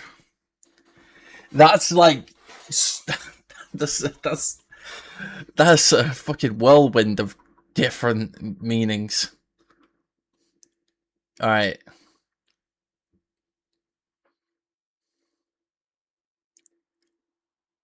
I hope you appreciate it. I did not. I didn't ask for anything. I did not ask for anything. Oh yeah, I can imagine Joe. Yeah, Leon instantly got naked in one of the mods. I am not putting this on my main monitor. I'm caught. I know for a fact there's some thirsters out. I can't view it. I can't view it, Joss. I can't view it. Is it because I'm in the UK or is it because the website just actually does that?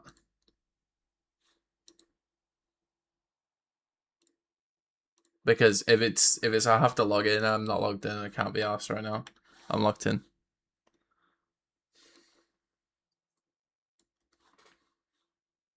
All right, let's view the image.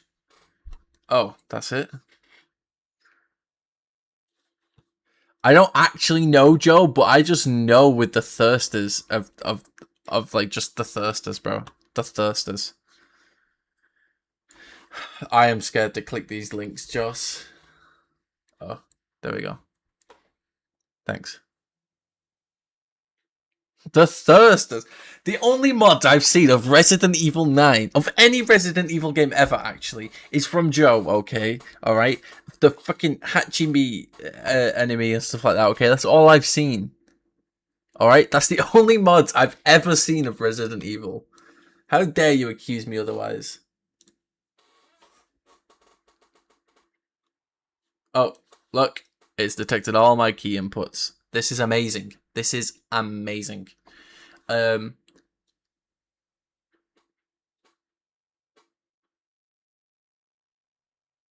So, do I teleport whenever I... Yeah, it's teleporting me. Oh, yes. Okay. Alright. It's teleporting me to, I assume, the perfect spot. It's stopping this, though. It's not allowing me to...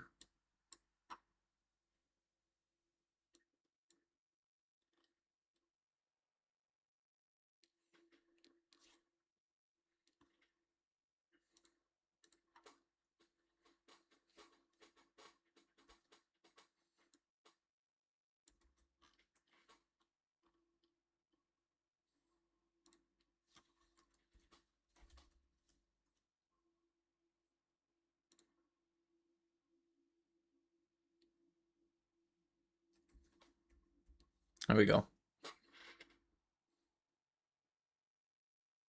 Who doesn't want sexy mods? I've never really modded a game. The only game I've modded is Minecraft, and that's just like optimization mods.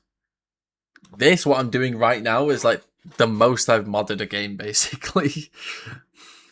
I was watching Joe mess with the mods, and I was like, oh my god.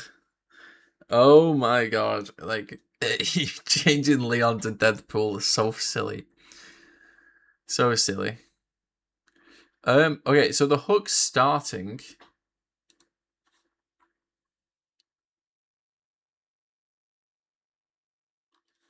Okay,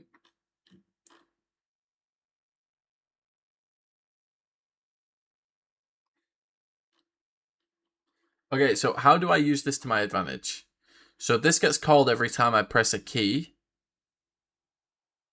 Can I just pass in? No, actually, I can just hook debug true. Okay. What if I disable the debug? Does that cause my GUI to still stay closed? Yeah, in fact. Okay. It's playing Deadpool Requiem. Yep. Certainly was. Certainly was.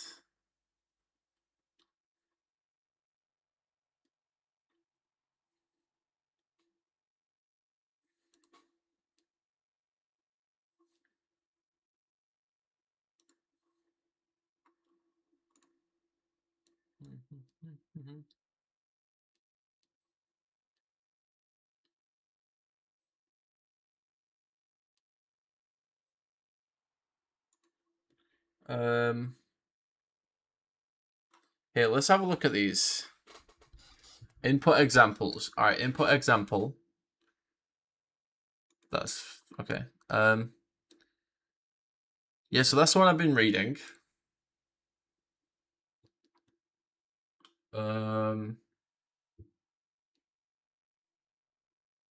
Simulation key click. Simulation is the keyboard simulation. Okay. So that would simulate pressing the keys. Mouse hooking. So you use the mouse. You do this shit. This will constantly update with the state of the mouse. Right? How do you call these?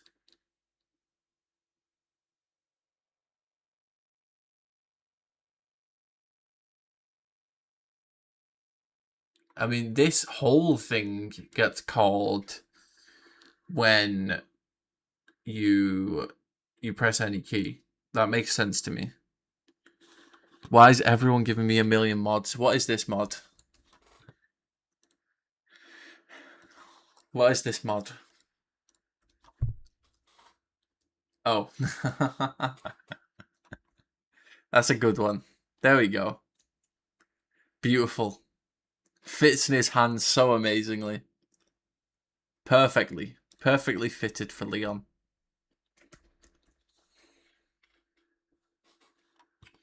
Okay.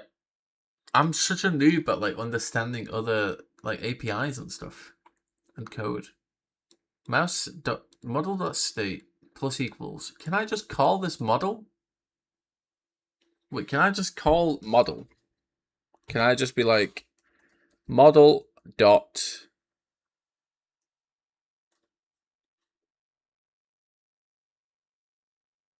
key type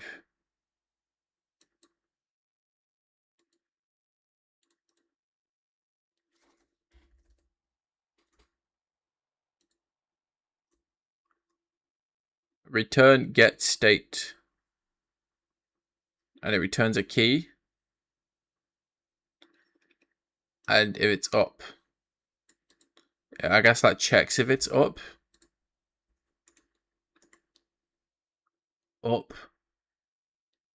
down,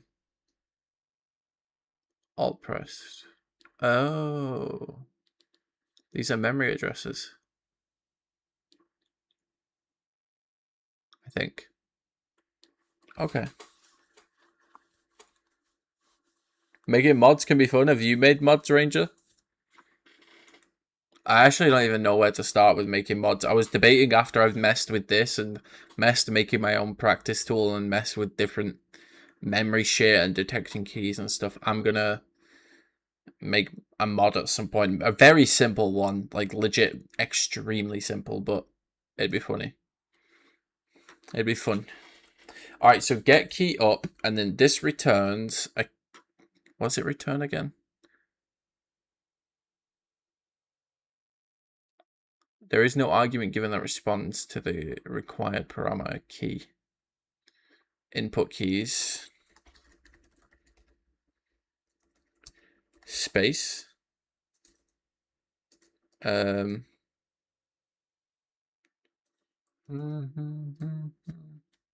This variable input keys is a byte. Oh, it's a byte. Oh, I see. So do we have to give the do we give the value of the byte? Like, oh, if it's equal to 66? I'm so lost, by the way. Like, I am so lost right now. I don't understand what I'm doing. I don't get this. Is Giggleland worth playing? Giggleland is worth playing if you're fucking... If you like walking about, bro. If you like walking about, you know, and you're like... Oh, and you're like, I wanna be able to walk around next to some plastic trees. Then it's worth it, yeah. The speedrun, no joke, the speedrun is just walking. The only thing that's like not walking is you grab that teddy over there. Okay, let me actually close this. I will show you. Let me get my practice tool up. I will show you the speedrun, okay? So you spawn in, right? You walk to this button. You press this, all right? You walk here, you pick that packet up, you go over this, all right? You then go over there to that teddy, which is here, right? All you've done is walked, except you went over a wall there and you got a teddy. It's not too bad right now. It's actually at least a little bit of tech. You go through this wall, which this clip is not very hard. It's not a hard clip. You clip through this wall. It's 100% consistent. Oh, God damn it. I didn't grab the teddy though, but yeah. Yo, what's up, Mustasa? How you doing, bro? Anyway, you clip here, and then you go, you walk. This is the tech of the run, by the way. This is the fun part of the skill expression part of the run. For the most part, there's a little bit later on, but for the most part, this is the skill expression, these clips, and how fast you can do them. Right, and then you go up this hallway, right, and you get the teddy again, and you clip through this wall. All right, you clip through this wall. It takes you here, and you open this door. All right, and then I'm not going to use the teleport mod. I'll let you experience this with me. All right.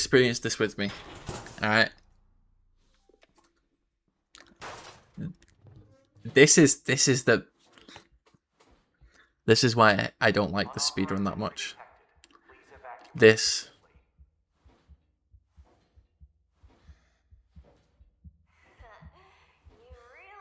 Just for a solid minute and a half. Bear in mind, the speedrun is less than 6 minutes. You spend about a third of the run just walking in this couple events right here. And there's no tech with it or anything. Not really, anyway. You just slowly walk. Slowly walk.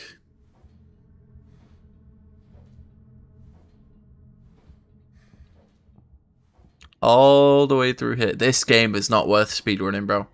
It is not worth speedrunning. A point-and-click game would be more worth it. Why is Windows Security getting me to do that? No, go the fuck away. What? I don't want to log in. Excuse me? It's getting me to log into Windows. No, I don't want to log into Windows. Fuck off. Windows tries to do that. It tries to... When you install Windows now, it tries to force you to have an internet connection so it can log you in. Like, if you don't have an internet connection when downloading Windows, you have to, like, type console commands in to be able to actually install it. Rather than being able to click the buttons. It's so dumb. Anyway, yeah, so this is the speedrun.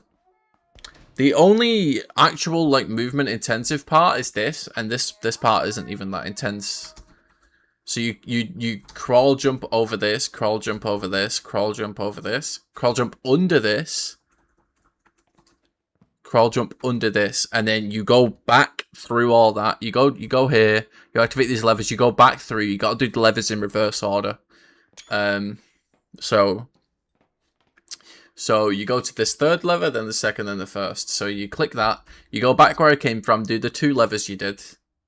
So yeah, a lot of walking, and trust me, we've got more walking to do. So yeah, so then you go up this.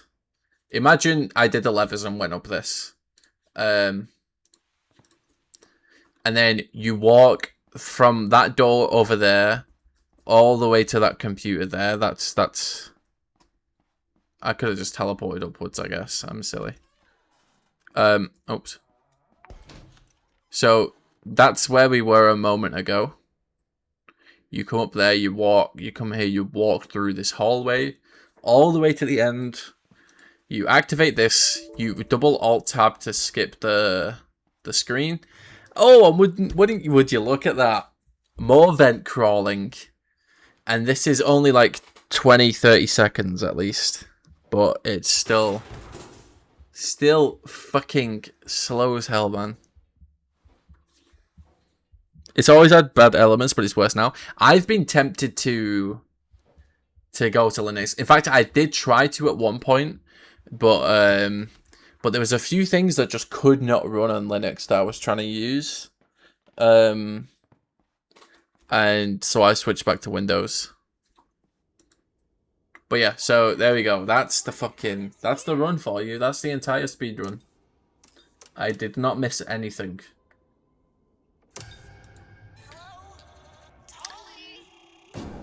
Not worth it, Ranger. Not worth it. If you watch the speedrun, you'll see that it's legit 95% just holding W. Not even moving your mouse or anything. Just holding W. The only issue with Linux is that, yeah, not everything is supported. Yeah, exactly. But then it's like a cycle. People don't make stuff that's supported on Linux because it's such a small amount of people and it's so much effort. But then nobody uses Linux because nothing's being supported. And then nothing's being supported because nobody's using it, and nobody's using it because it's not being supported, and it's this cycle. If we could just have everybody be like, okay, we're just making something for Linux, then everyone would flood to Linux. Like if people would make it supported for Linux. That's why the Steam machine, or whatever it's called, the Steam Deck, is such a good addition. I don't care about the Steam Deck itself. I care about the fact that this, especially Steam, are out there trying to get like a like platform of Linux that's like everything that is on it is working, but obviously not everything works on the Steam machine. All right, so that's the speedrun for you. Yeah, bro. Okay, model.getKey up. Model dot key down. Where's this key down function?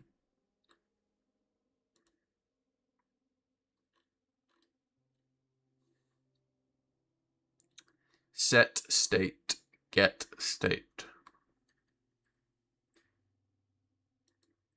Input key state, get key state.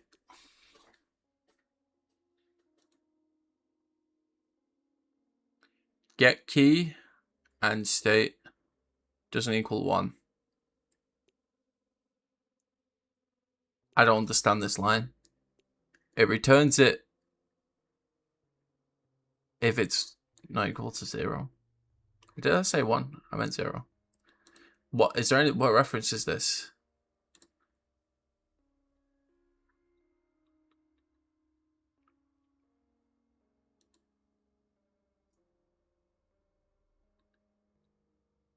Get key down, bro. I'm going in fucking get state.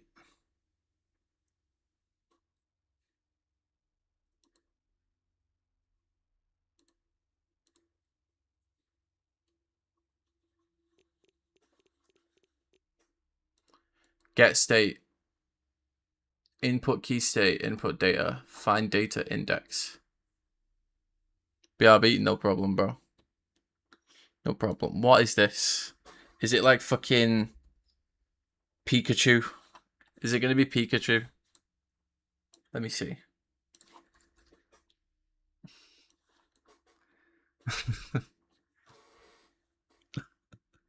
It's so funny. Resident Evil is one of the funniest games to see these mods in, because it's such a serious game, right? Like, there's no humor elements to it, really. There are, but like, not really. And so I've just seen like an outrageous thing, like this fucking car.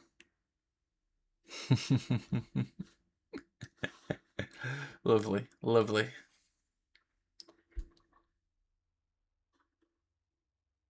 I don't know if I'm just being dense, or if this doesn't work or what. Like,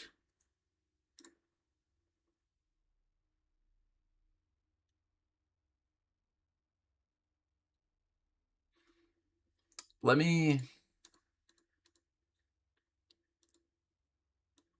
Okay, let's do something called key down, key, and state. So it's writing it in the debug, okay? So if I hit play, okay, it should just have the key in plain text, no? Yeah. Space up. Alright. So if key equals, and it's key has to be a string, right?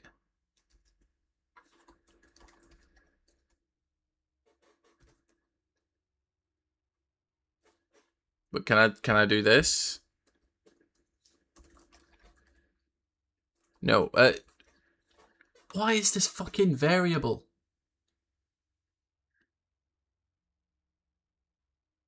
Of type input keys.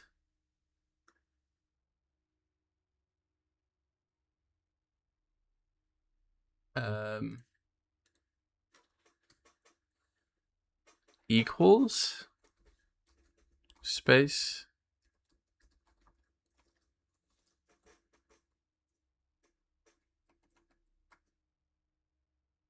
All right, if keys equals space. All right. So now I'm going to run this, and hopefully nothing happens when I move. I don't TP, nothing happens. But as soon as I press space, I teleport, hopefully.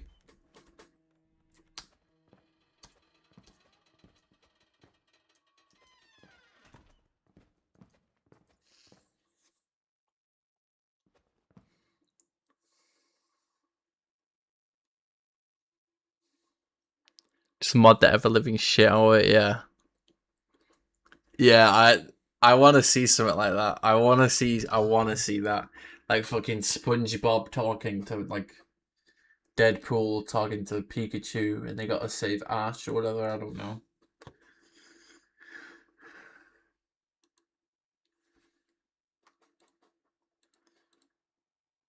Yeah, no, this is object. Yeah, no, this is not what I need. Dot equals is not what I need. I need to compare it to, I guess, if key equals, and then like input keys dot space.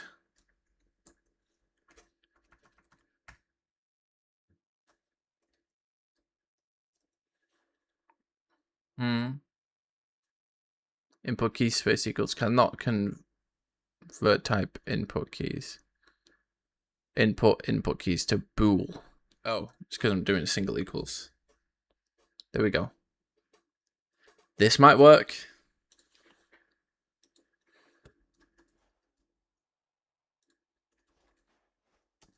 Oh! Okay.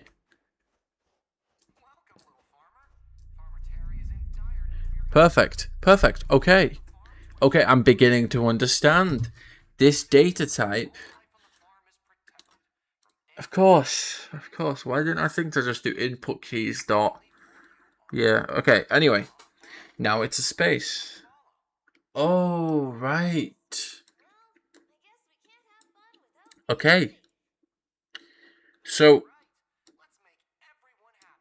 how do I get this variable outside of this? Also, I don't care about key up. Let's delete that. That it should still run, right?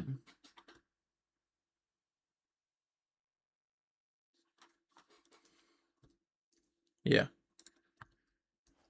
Oh, I gotta restart.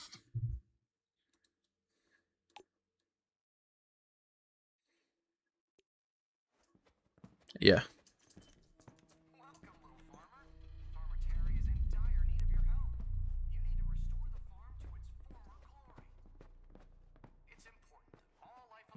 Okay, perfect. So that works in the way that I've got it programmed right now. What happens if we get rid of this?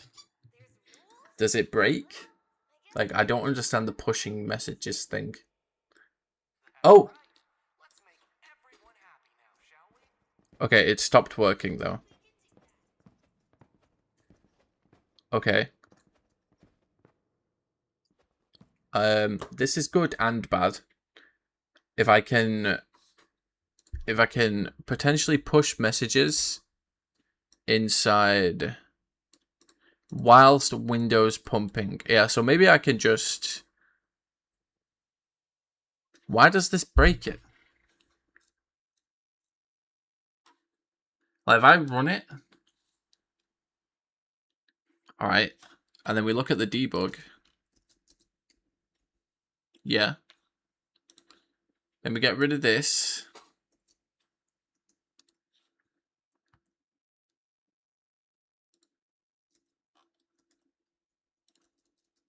Yeah, it doesn't work. It straight up doesn't work. What happens if we take it outside of checking if it's Windows? Because honestly, I'm not making this for anything else. So, I mean, it straight up wouldn't work in other platforms anyway because of the memory thing. Right. So, yeah, so that's fine. Okay. Whilst Windows message pump.pumping. I don't understand this function. What is this fucking doing?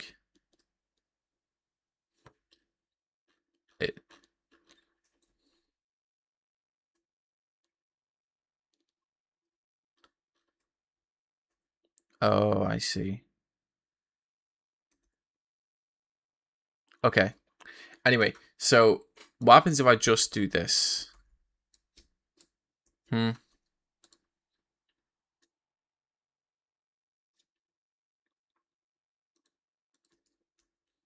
Yeah. So I need this to be, I guess, this wouldn't make sense though, would it? Like just putting it here, it just wouldn't make sense.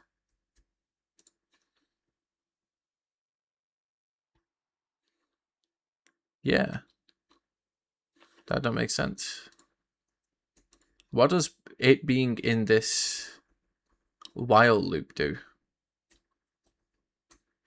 Clearly this does something very important. Like, what happens if we just do this? What happens if we just do that? Yeah, so that doesn't break it. Alright, so what functions are available for Windows message pump? Pumping, reference equals pumping, that's it. And doing that stopped the tool popping up, didn't it? Yes, it did. Maybe, I know this is a long shot. What happens if I put that in here? It'll probably just break, honestly. Yeah. Yep. Access violation, yes. So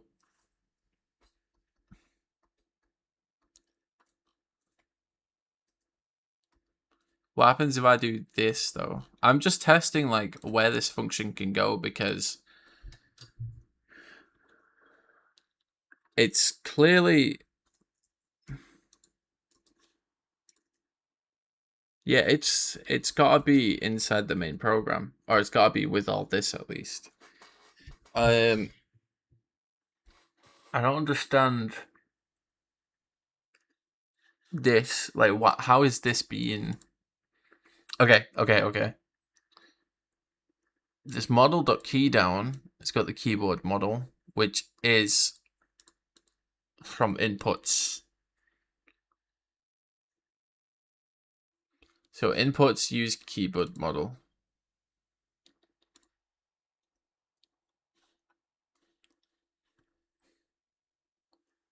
I can't fucking read this shit, man. T input model use type of T input model. Yeah, great. I understood that completely. I might have to give up on my key stuff. Man.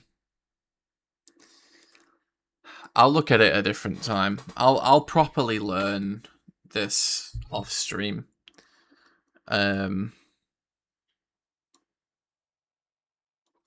Well, actually, let me just test a little bit more. Like, what happens if we just don't start the hook? It just doesn't do anything, right? Yeah. Yeah. What happens if we do this? It also just does nothing, doesn't it? In fact, it probably literally does nothing. Yeah. The hook is very important. I wonder if I can put this inside here. No, of course not. Yeah, okay. I'm just gonna delete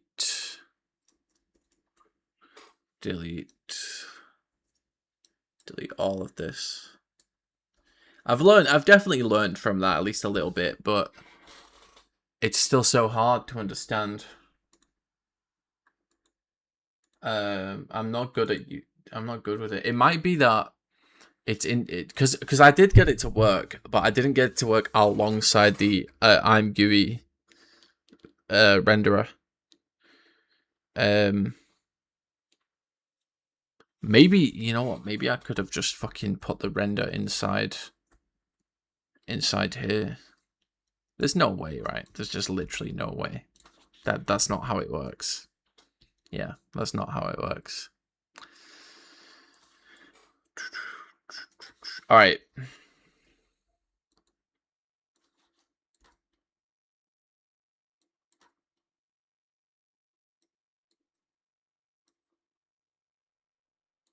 Hook. It's 11 p.m. Yeah. So let me set up some other stuff instead.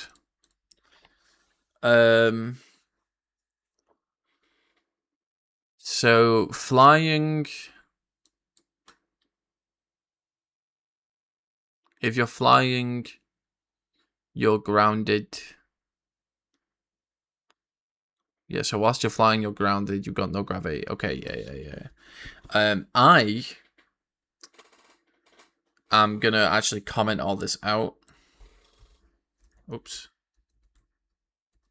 And then flying, I'm actually gonna just set the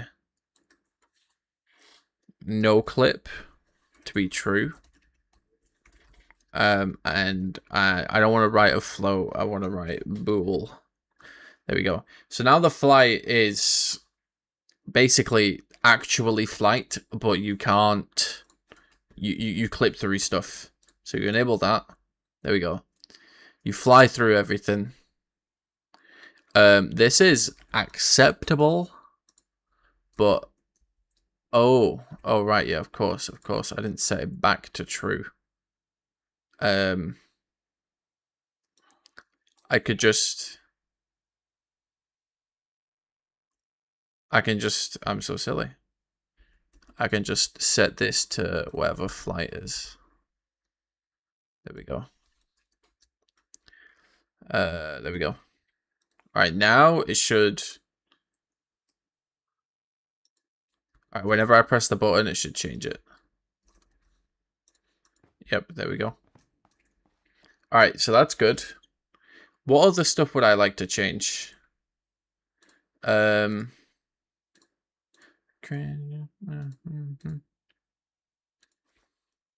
Let's see.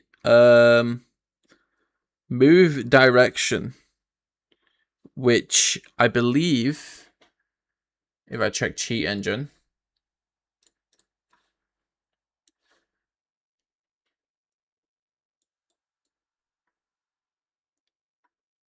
where's move direction? Move direction is a vector 3. So I'm going to take that vector 3 and display it and see what it's showing. So I can pretty much just copy my XYZ line. Oh.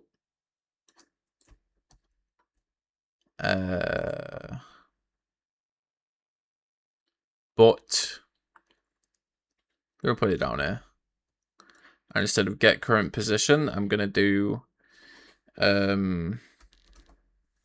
swed dot read vector, and then the memory address is going to be the function position, so function address plus the offset of move direction. Yeah, let's see what that gives. Now I should be reading the address of the move direction and displaying it near the bottom. Yeah, here.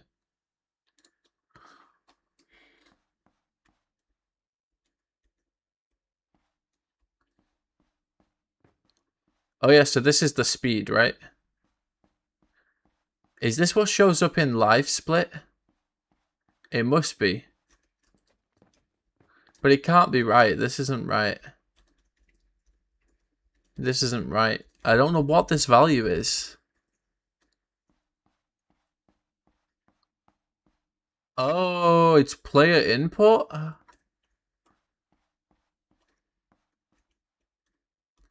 It's player input. Okay, that's why it's like sticking the value when I stop moving. Yeah, so it's just the player input on WASD.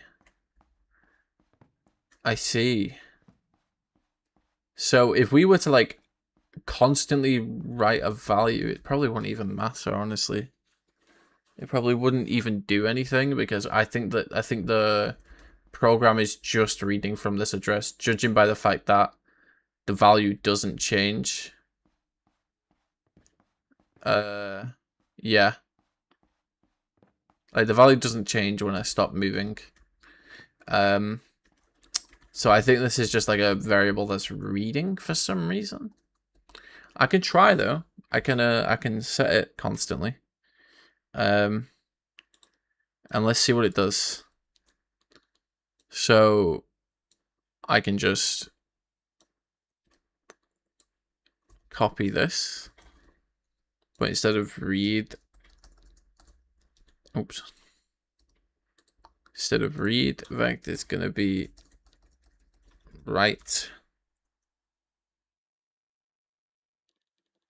Yeah, now I need to write a fucking new vector 3. And then what I need to do is I need to, you know what, I'll just do 1, 1, 1 and see what happens. There we go. Let's see what happens when I type, when I'm inputting. Yeah, see, literally nothing. Nothing is changing. Don't know why that is. Like, that is the move direction inside Unity Engine. Which is inside the first-person controller. Why would the move direction not matter? It's constantly being signed. But it might be move velocity, which is also a vector 3, so I can simply just use the 9C. I can use that and see what it gives. So 9C move velocity. All right. So now we use move velocity offset instead, and then let's see what happens. This might actually have an impact in the game. Yes, it does. It's basically doing the input for us. Okay. That is good. That means it's actually doing something. I think if we input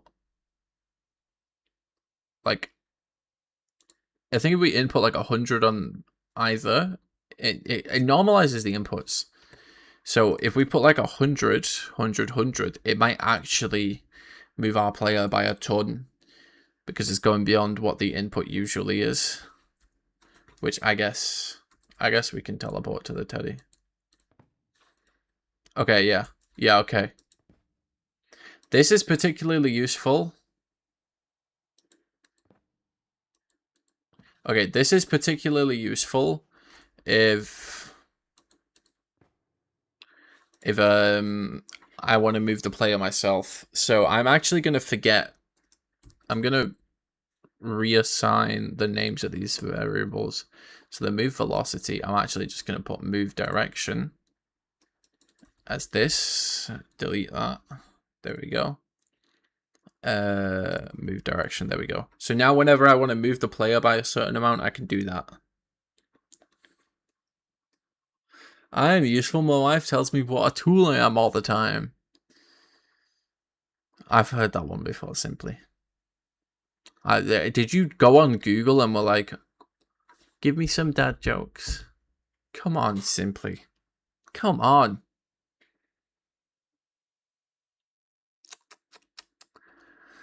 Alright, so what else would I want to do? I've got no clip set up. Oh, speed, of course. That's like the main thing.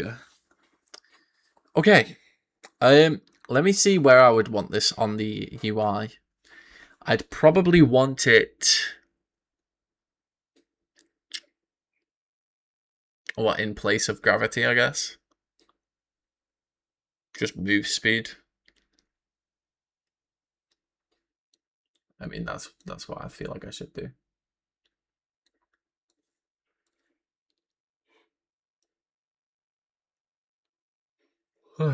Yeah.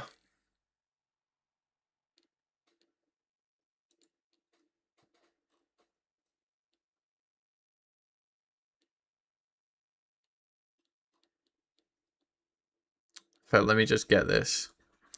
Can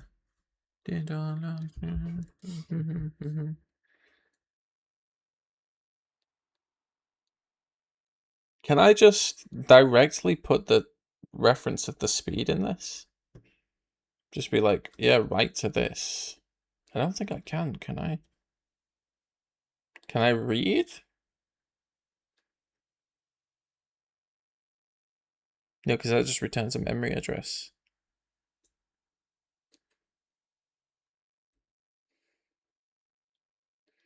Like if I was to do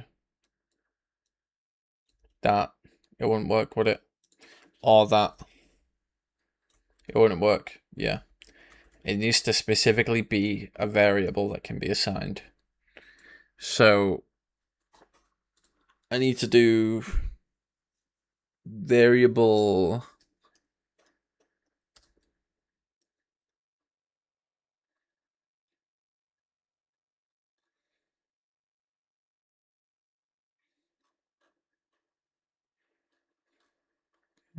dash.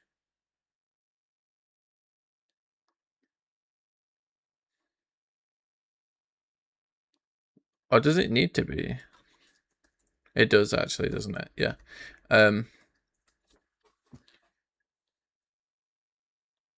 Yeah, I'm gonna have to. Let me do the drag floats from earlier. Yeah, because I want to do this offset as well, 0.002. In fact, no, that's a little. Let me do 0.1. There we go. And I don't want to be changing flight vertical speed, of course. I want to just be changing speed. So let's initialize this. There we go. Boom. Float speed.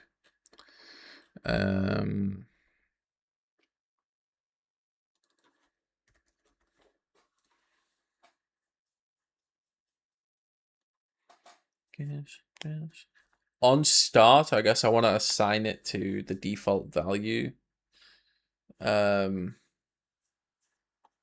Which is 4. So I would just assign it 4, I guess. There we go.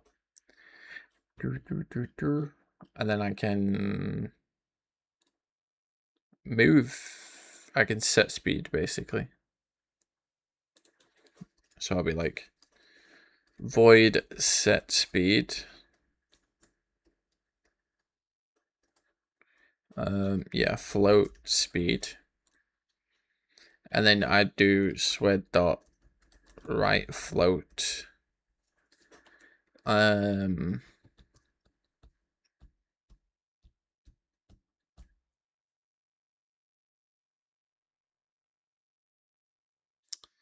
Right float. And then the address would be pos address plus offsets dot sprint speed. And then the float would be speed that is assigning. There we go. And then what I would do is I would just be setting speed at the end of this every time. Right.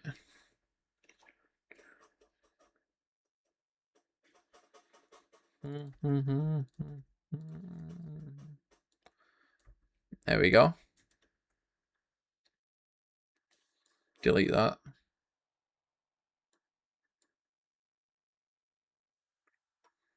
Okay. Now I should be able to set my speed through this as well. Giggleland broke. Excuse me. Oh, is it because it's constantly assigning the speed variable?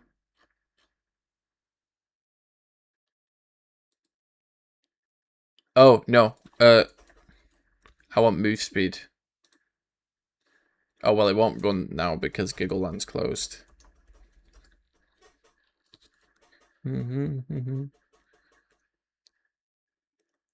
I've been tempted to, like, run games or, like, play games the past few days, but I'm also just enjoying this a lot. You guys probably think this is boring as hell, I'm not gonna lie. But there's something about it, man. Breaking a game down. There's something about it. It's crashing instantly. And I'm pretty sure it's this one line to do with to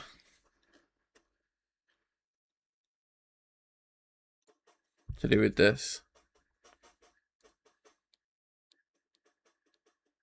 And it's not gonna run because Giggleland's not open. And listening for words I can make fun of. Digging your hole? You digging your hole?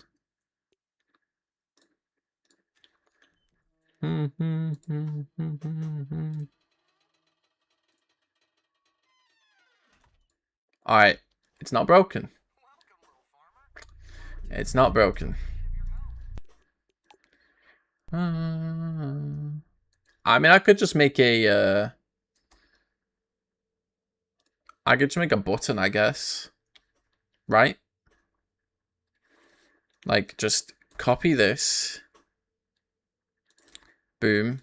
Set speed to this. There we go. And then apply. And then IMGUI, same line. There we go. Now this should just work. It should stop my crashing issue. My crashing issue was because it kept applying it. But now, if I increase this, all right, I'm not changed. As soon as I hit apply, that memory address must just be messed up. Changing it once crashes my game. Did I not do something?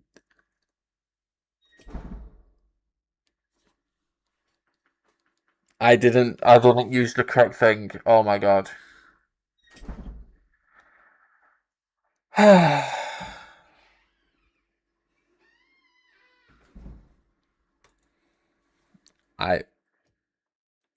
I use pos address instead of func address. I use the position. I use the address for the player position instead of the address for the function that I'm messing with. Silly me.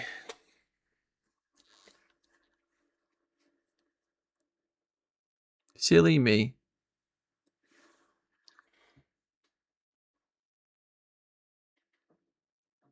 Alright.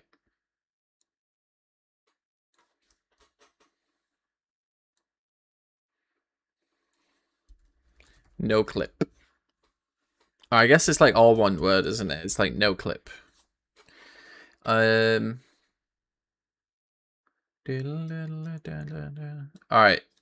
Let's run Gigaland and test this now, and it should work perfect. I think I prefer this apply implementation. I was trying to get it just to read the raw value, but I feel like constantly writing to memory, even though it's just one little bit, it's still, you know, it's using stuff up that I should try and save. So let's restart the application. And now we should be able to change the speed without the game crashing, hopefully. So let's see. Yep, there we go. So now we've actually got a speed and we've got a no clip button.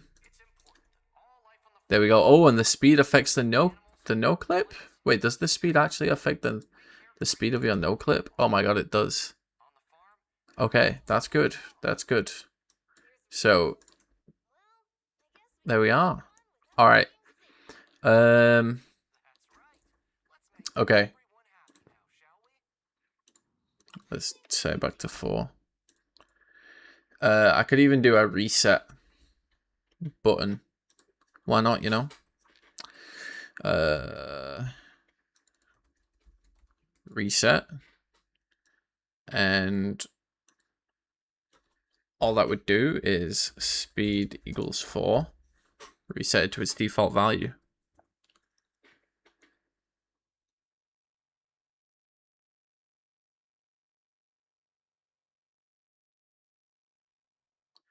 Alright, so this is all the speed. Display float speed and apply it to speed memory address when button pressed. Alright. When apply button is pressed.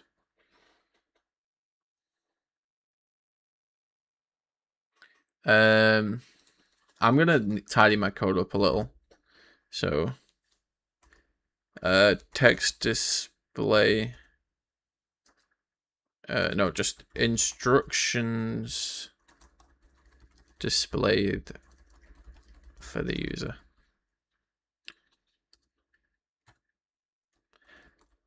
Backup reload button for if the app crashes or the user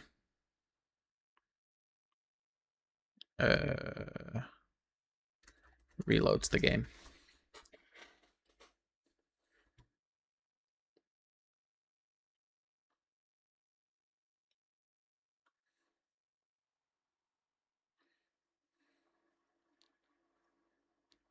Okay. Reload memory, which should just do a hard reload, I believe. Yeah, so it reloads the SWED and the module base, which is like the basically the core address that I'm using and basing everything around. Okay. This I like. Yeah, I think this is fine. And then this no clip. This no clip, I feel like I can have with more toggles. I just don't know what other toggles I could do. Let me see. Gravity.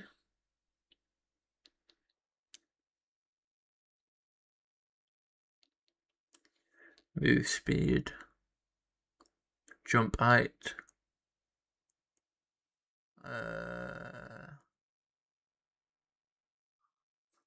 Gravity. Air control. So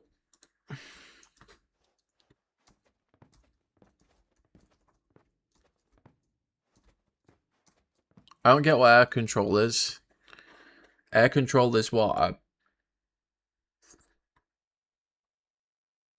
What is air control? Is it just like a boolean or is it a float?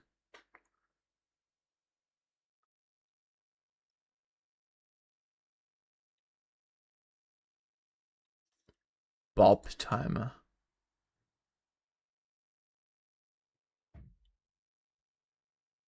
Air control. Single, so it's a float. I'm guessing it's how much control you have in the air? Is what I'm guessing. A GUI text. Oops.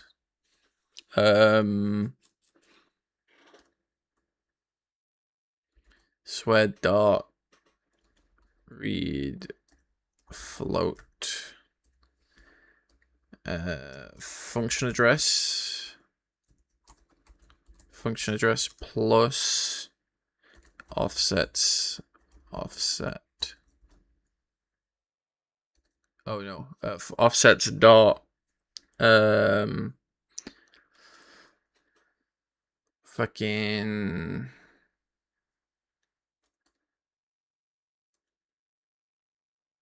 air control. And then, yeah.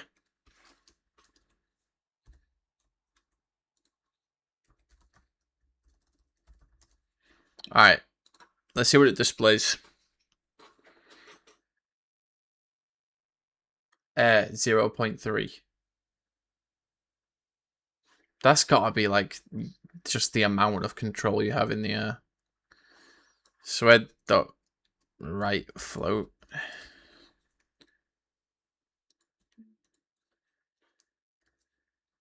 And then let's do 3.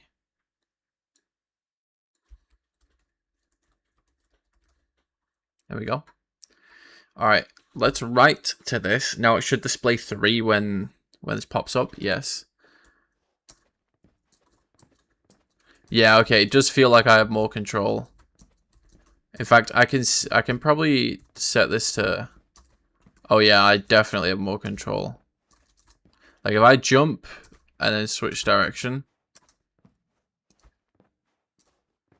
it's instant. There's no like deceleration or anything. Okay. Okay. Yeah, whereas if I set this to 0.1, should be able to tell.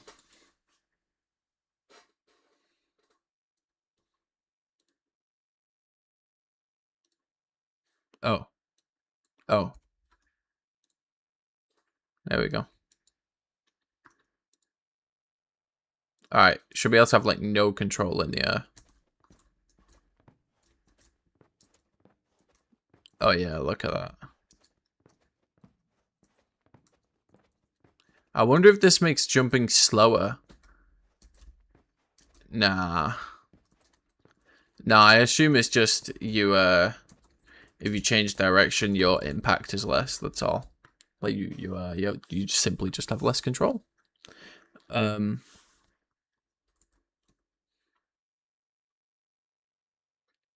Do I want to mess with that though? That's the question. Do I care about allowing the player to have more air control? I guess. I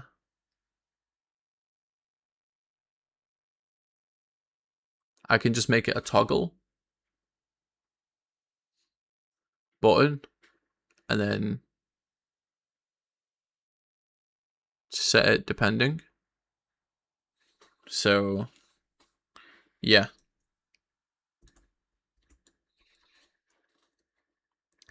Where do I want it on the menu?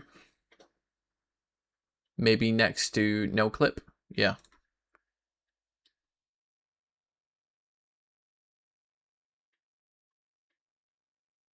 Um,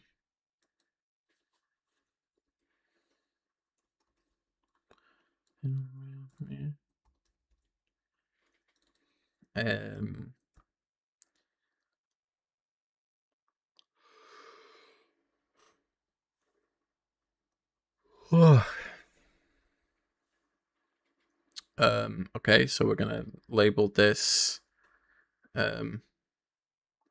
jump air control, I guess.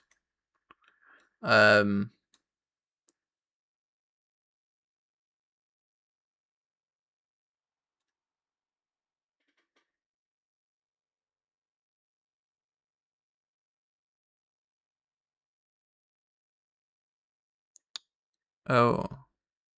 Do you need a reference for the checkbox? Ref, can you do ref null? No. Because what if I just want this to trigger the if statement?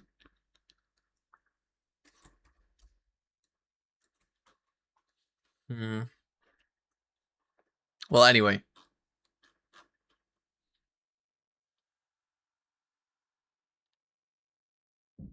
Sweat, right bool,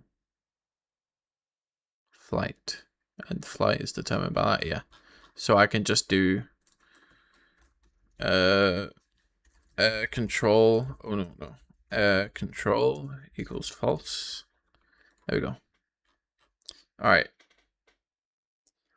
I'm just gonna make it a function. I should just make everything I want a function. Void set control, and it's gonna want a float. So float control. There we go. Now I need to clear this function. It's kind of annoying me. Because that's such a messy function. All right. So this air control. Let me write some comments on this. Load the memory addresses for the base for the player position, origin, and the function for player controller. No, class. Sorry. Set air control, and then swed dot right float.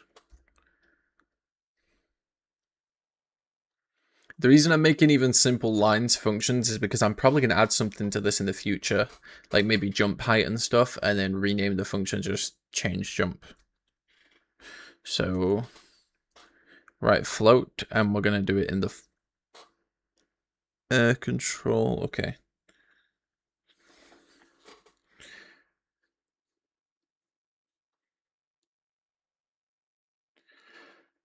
I'm realizing a lot of these functions are just the same with slight differences. Like hard teleport is literally just. Let me go to where this is referenced and change it. Reference. Yeah, let me go to it, please. Yes, there we go. No, you can just do teleport to position plus new vector 3 and then 0 0.20. Oh no, let's do 0.40. Change that to a float. There we go. And then I don't need the hard teleport function. I want them to teleport both. There we go. That's not what I meant to do. You should sleep soon. It's a school night. I am really tired. I am gonna go sleep in a minute. I'm surprised I'm even able to fucking program right now.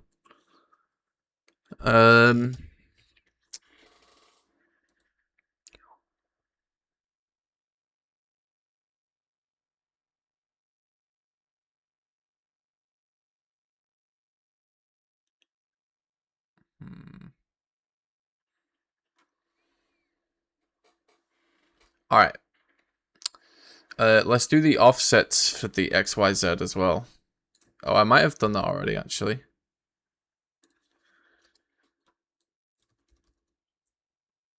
So I think X was 1F4, and then Z was 204, I think. Yeah. And then that means I can use the offset X position, which it is correct, right? X, Y, Z. Yes.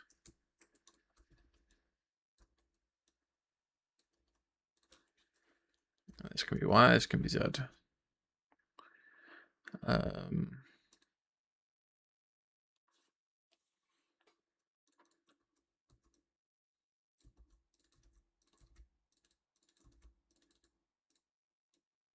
Stuck in the room. There we go. Yeah, this code needs cleaning up a lot. There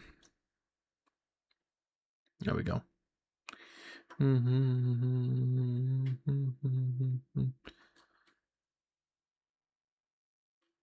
Like, I do want to redo this program at some point to make it generic enough to the point where you can just change a couple of variables and it'll do it for a different one. Like, you maybe just change the offsets for stuff and then you're good. Just the first draft, yeah. I'm also like just learning a lot, so even if my code's messy, I'm still. It's not about how efficient I am; it's about just at least learning, you know. But like set air control, and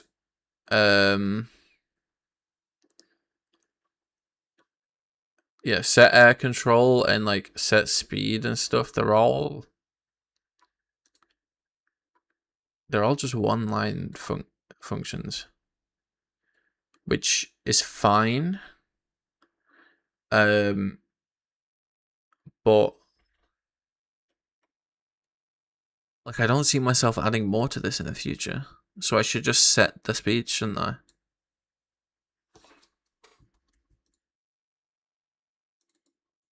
$123, $128.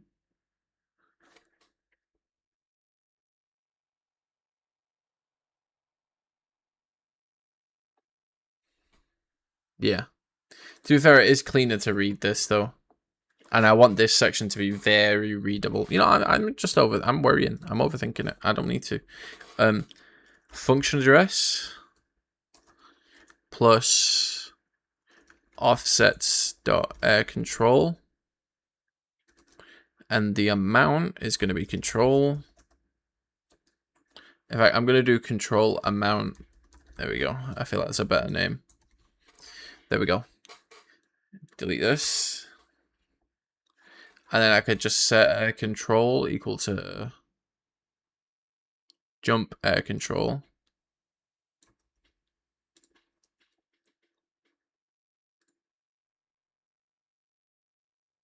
Function address to air control.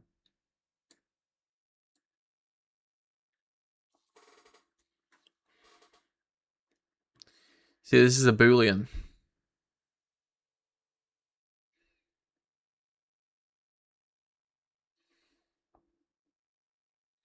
I'm not going to be writing a Boolean.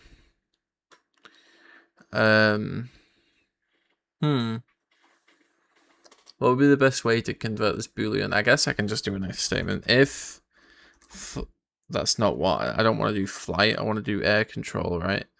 Yeah. Air control. If air control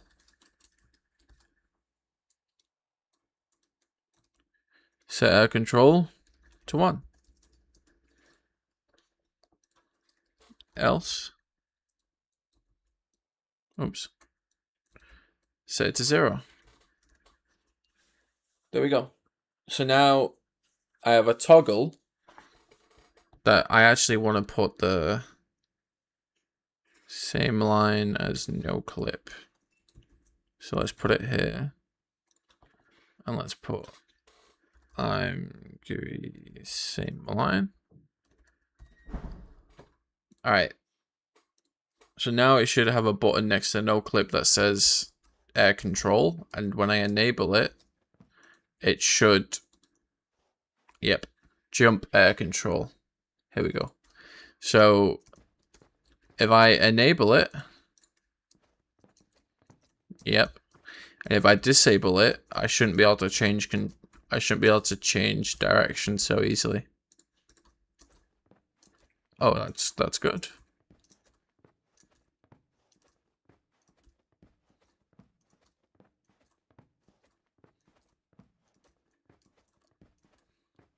All right.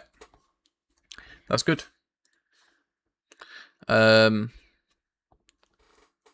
I shouldn't have an initialize function. No, follow.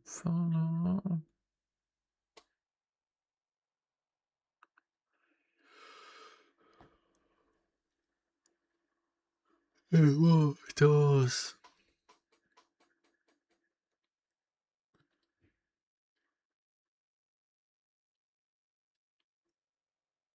Anyway, I think it was 0.4, right?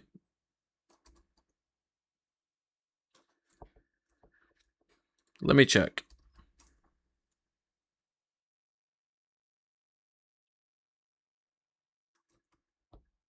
To your future.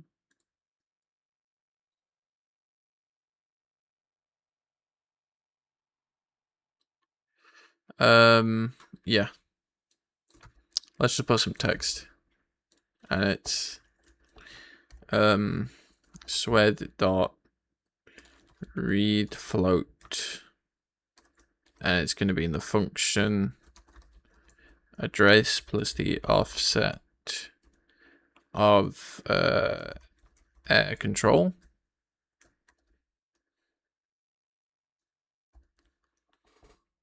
There we go. All right, it should display 0.4, I think, or 3. Sorry. 0. Oh, 0 because. Well, let's see if that value changes when I reload. Should actually. Yep, 0.3. All right. Immortals.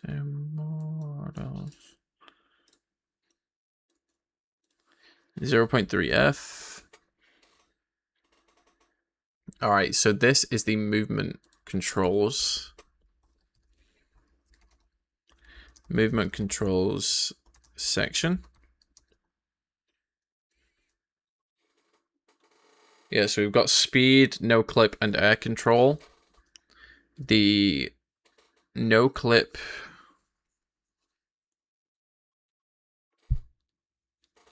just gets set to what that is, yeah. So no clip button. I mean, it's really simple. It's really fucking simple. I don't need to explain it.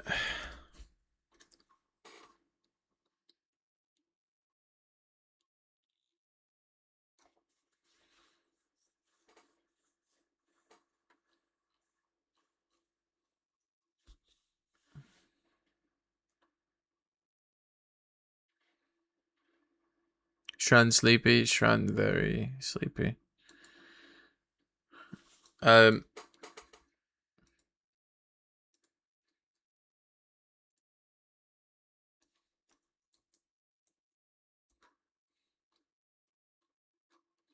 So hard and got so far.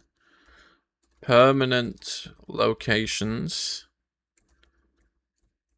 goes through the list of permanent locations, displays buttons for each of them, and teleports the player to it if clicked. I might do a check in the future for their location and their scene and stuff, and then change it based on that, you know? Forgotten Blade, what a name. What kind of hacker things we doing? So this... How you doing? There's this game, Google-land, and I'm making a practice tool that allows you to do a bunch of stuff. So... There we go. How about you? I'm doing good, man. I'm doing good. So it's got a bunch of stuff. It's a bit jank right now. I've never really made anything like this. But yeah. So we've got like speed increases and stuff. So I increase my speed, can go faster around the map. Even more. This is what I've been programming. I've been programming it for the past few days. Mainly not for the tool itself, but for like the learning experience, because I've never made anything like this. So yeah, so we've got like a speed increase. Let me reset that. There we go. We've got jump air control, which is more noticeable on higher speeds. So like if you jump forward, you can like jump side to side basically. Like I have like complete air control, right? You see how I'm like not slowing down really. But then if I turn my air control off, you might not be able to notice it, but you can't jump as far as easily. So yeah. And then we've got some places you can predeterminedly teleport to. So we've got the button here. We've got the teddy. Here we go. And we've got the exit. And we go through, we're able to teleport to other places. Wow, rude. Why am I rude? Why am I rude? What did I do? What did I do? I'm sorry. What did I do? What did I do? And this also has some predetermined locations. And then there's some other tools as well. Like you can copy a location, teleport there. You can also save some locations, which is basically these permanent locations that are, like, you know, hard coded in, but you've like manually made them in the moment. I might make an option in the future to make a save file so you can save your save points. Because that's not too hard of a thing to do, but I'm going to do that at the end once everything's wrapped up, because there might be more stuff I want to save. Like maybe I will save their, like, you know, speed and stuff and angle and all that kind of stuff, so I'm going to do that at the end. There we go. Follow age, bro. My bot doesn't do that. My bot has never done that.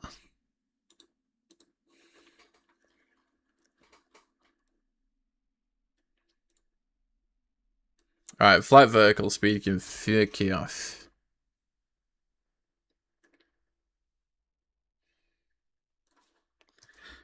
No clip and air control.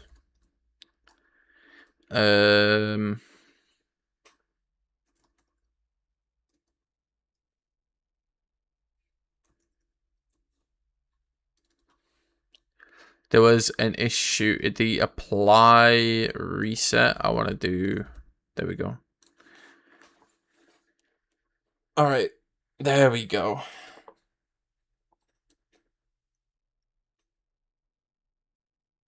Yeah, this is good. I like this. I like this tool. It's going well. Yeah, I know. Forgotten Blade, bro. What a fucking crazy name. I say crazy name because, like, it's ingrained in the back of my head. Your name, man. It'll pop up and I'll be like, whoa. That's an old name. There we go. But yeah, this tool's going well, bro. This tool's going well for the most part. This is all kinds of junk. There we go.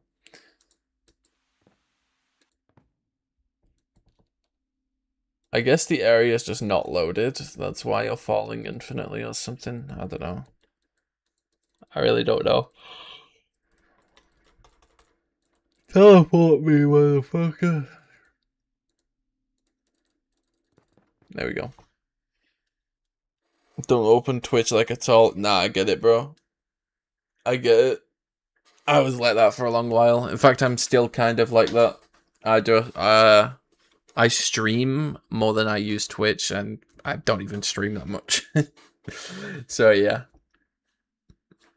All right. So. Oh yeah. By the way, Christmas song. We've got to get our daily Christmas songs on. You know, Grounded. I'm actually gonna. Let's see. We've got our speeds. I don't know what sprint speed does. I don't fucking get it. And I don't give a shit about it. So I'm going to delete that. Jump height and force we have not implemented yet. So, implement. So, jump height and force. We need to implement gravity as well. We've got air control. We need to implement max fall speed. We've implemented no clip. We've messed with move direction, and I don't think it's going to be very useful. It'd just be the equivalent of putting inputs. So I'm going to delete that. Gravity value. Don't need.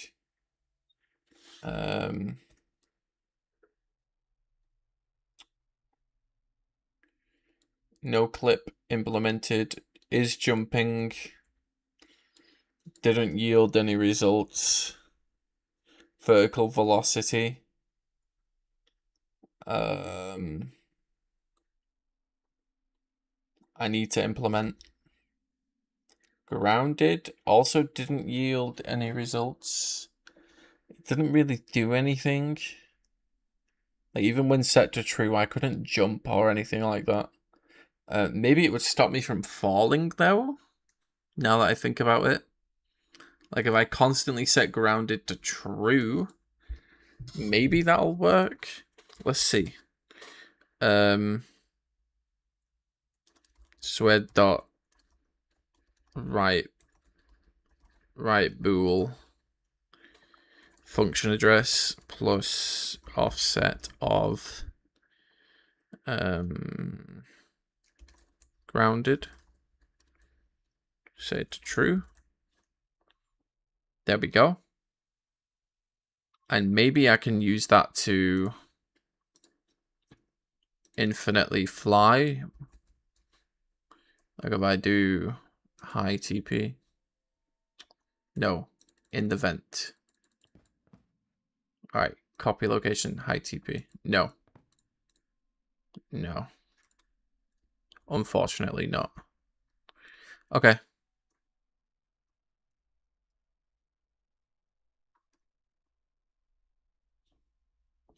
It's supposed to snow this week. Today's 80. 27, yeah. At least in the UK, the varying weather is not that often. It is not that often. And usually it's only varying between cloudy and rainy. That's the varying weather that we get.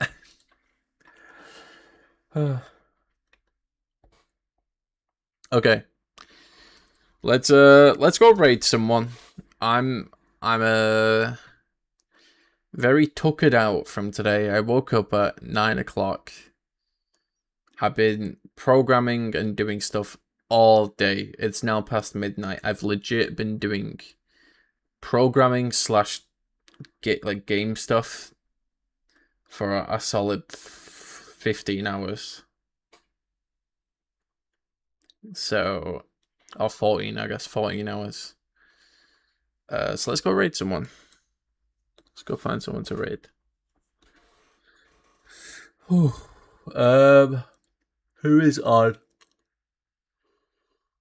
No.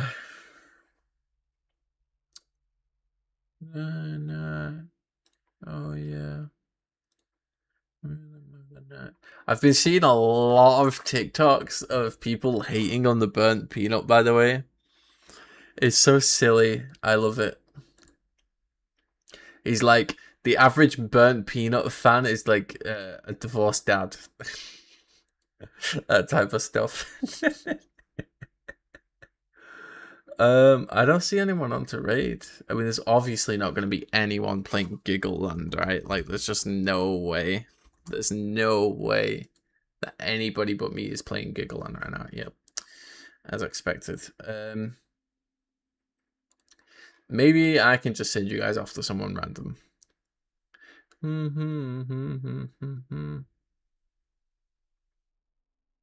Oh. Send you guys to Rain? FNAF World, Minecraft. I'm gonna send you guys off to Skycrab. You guys probably don't care. But he's a very talented speedrunner. Very talented. In fact, he was gonna get like a 40-second Minecraft world record. It sadly died, but like, he's talented, bro. I'm very dedicated too. So, send you guys off to Skycrab. Enjoy the speedrunning. And he's clearly just like messing around as well or something. Alright. That is not the raid message. It is just :3. If you copy what Kat said, then I will find your chat logs and I will be thoroughly investigating what you write here. Okay. Thanks for changing the game, Honest. I appreciate it. Thanks for being here, guys. This is a much longer stream than I planned to do. 5 hours. And I barely programmed anything. I feel like such a noob, honestly. But it's because I'm so far outside my comfort zone, but that's good. Because it'll be... Eventually, one day, you'll be able to dump all these issues in front of me and I'll get it done in 10 minutes. And I just gotta keep practicing. Get outside my comfort zone more and more. But yeah. I swear to God, if you guys write that. Goodbye, guys. Hate you all. Hate you all.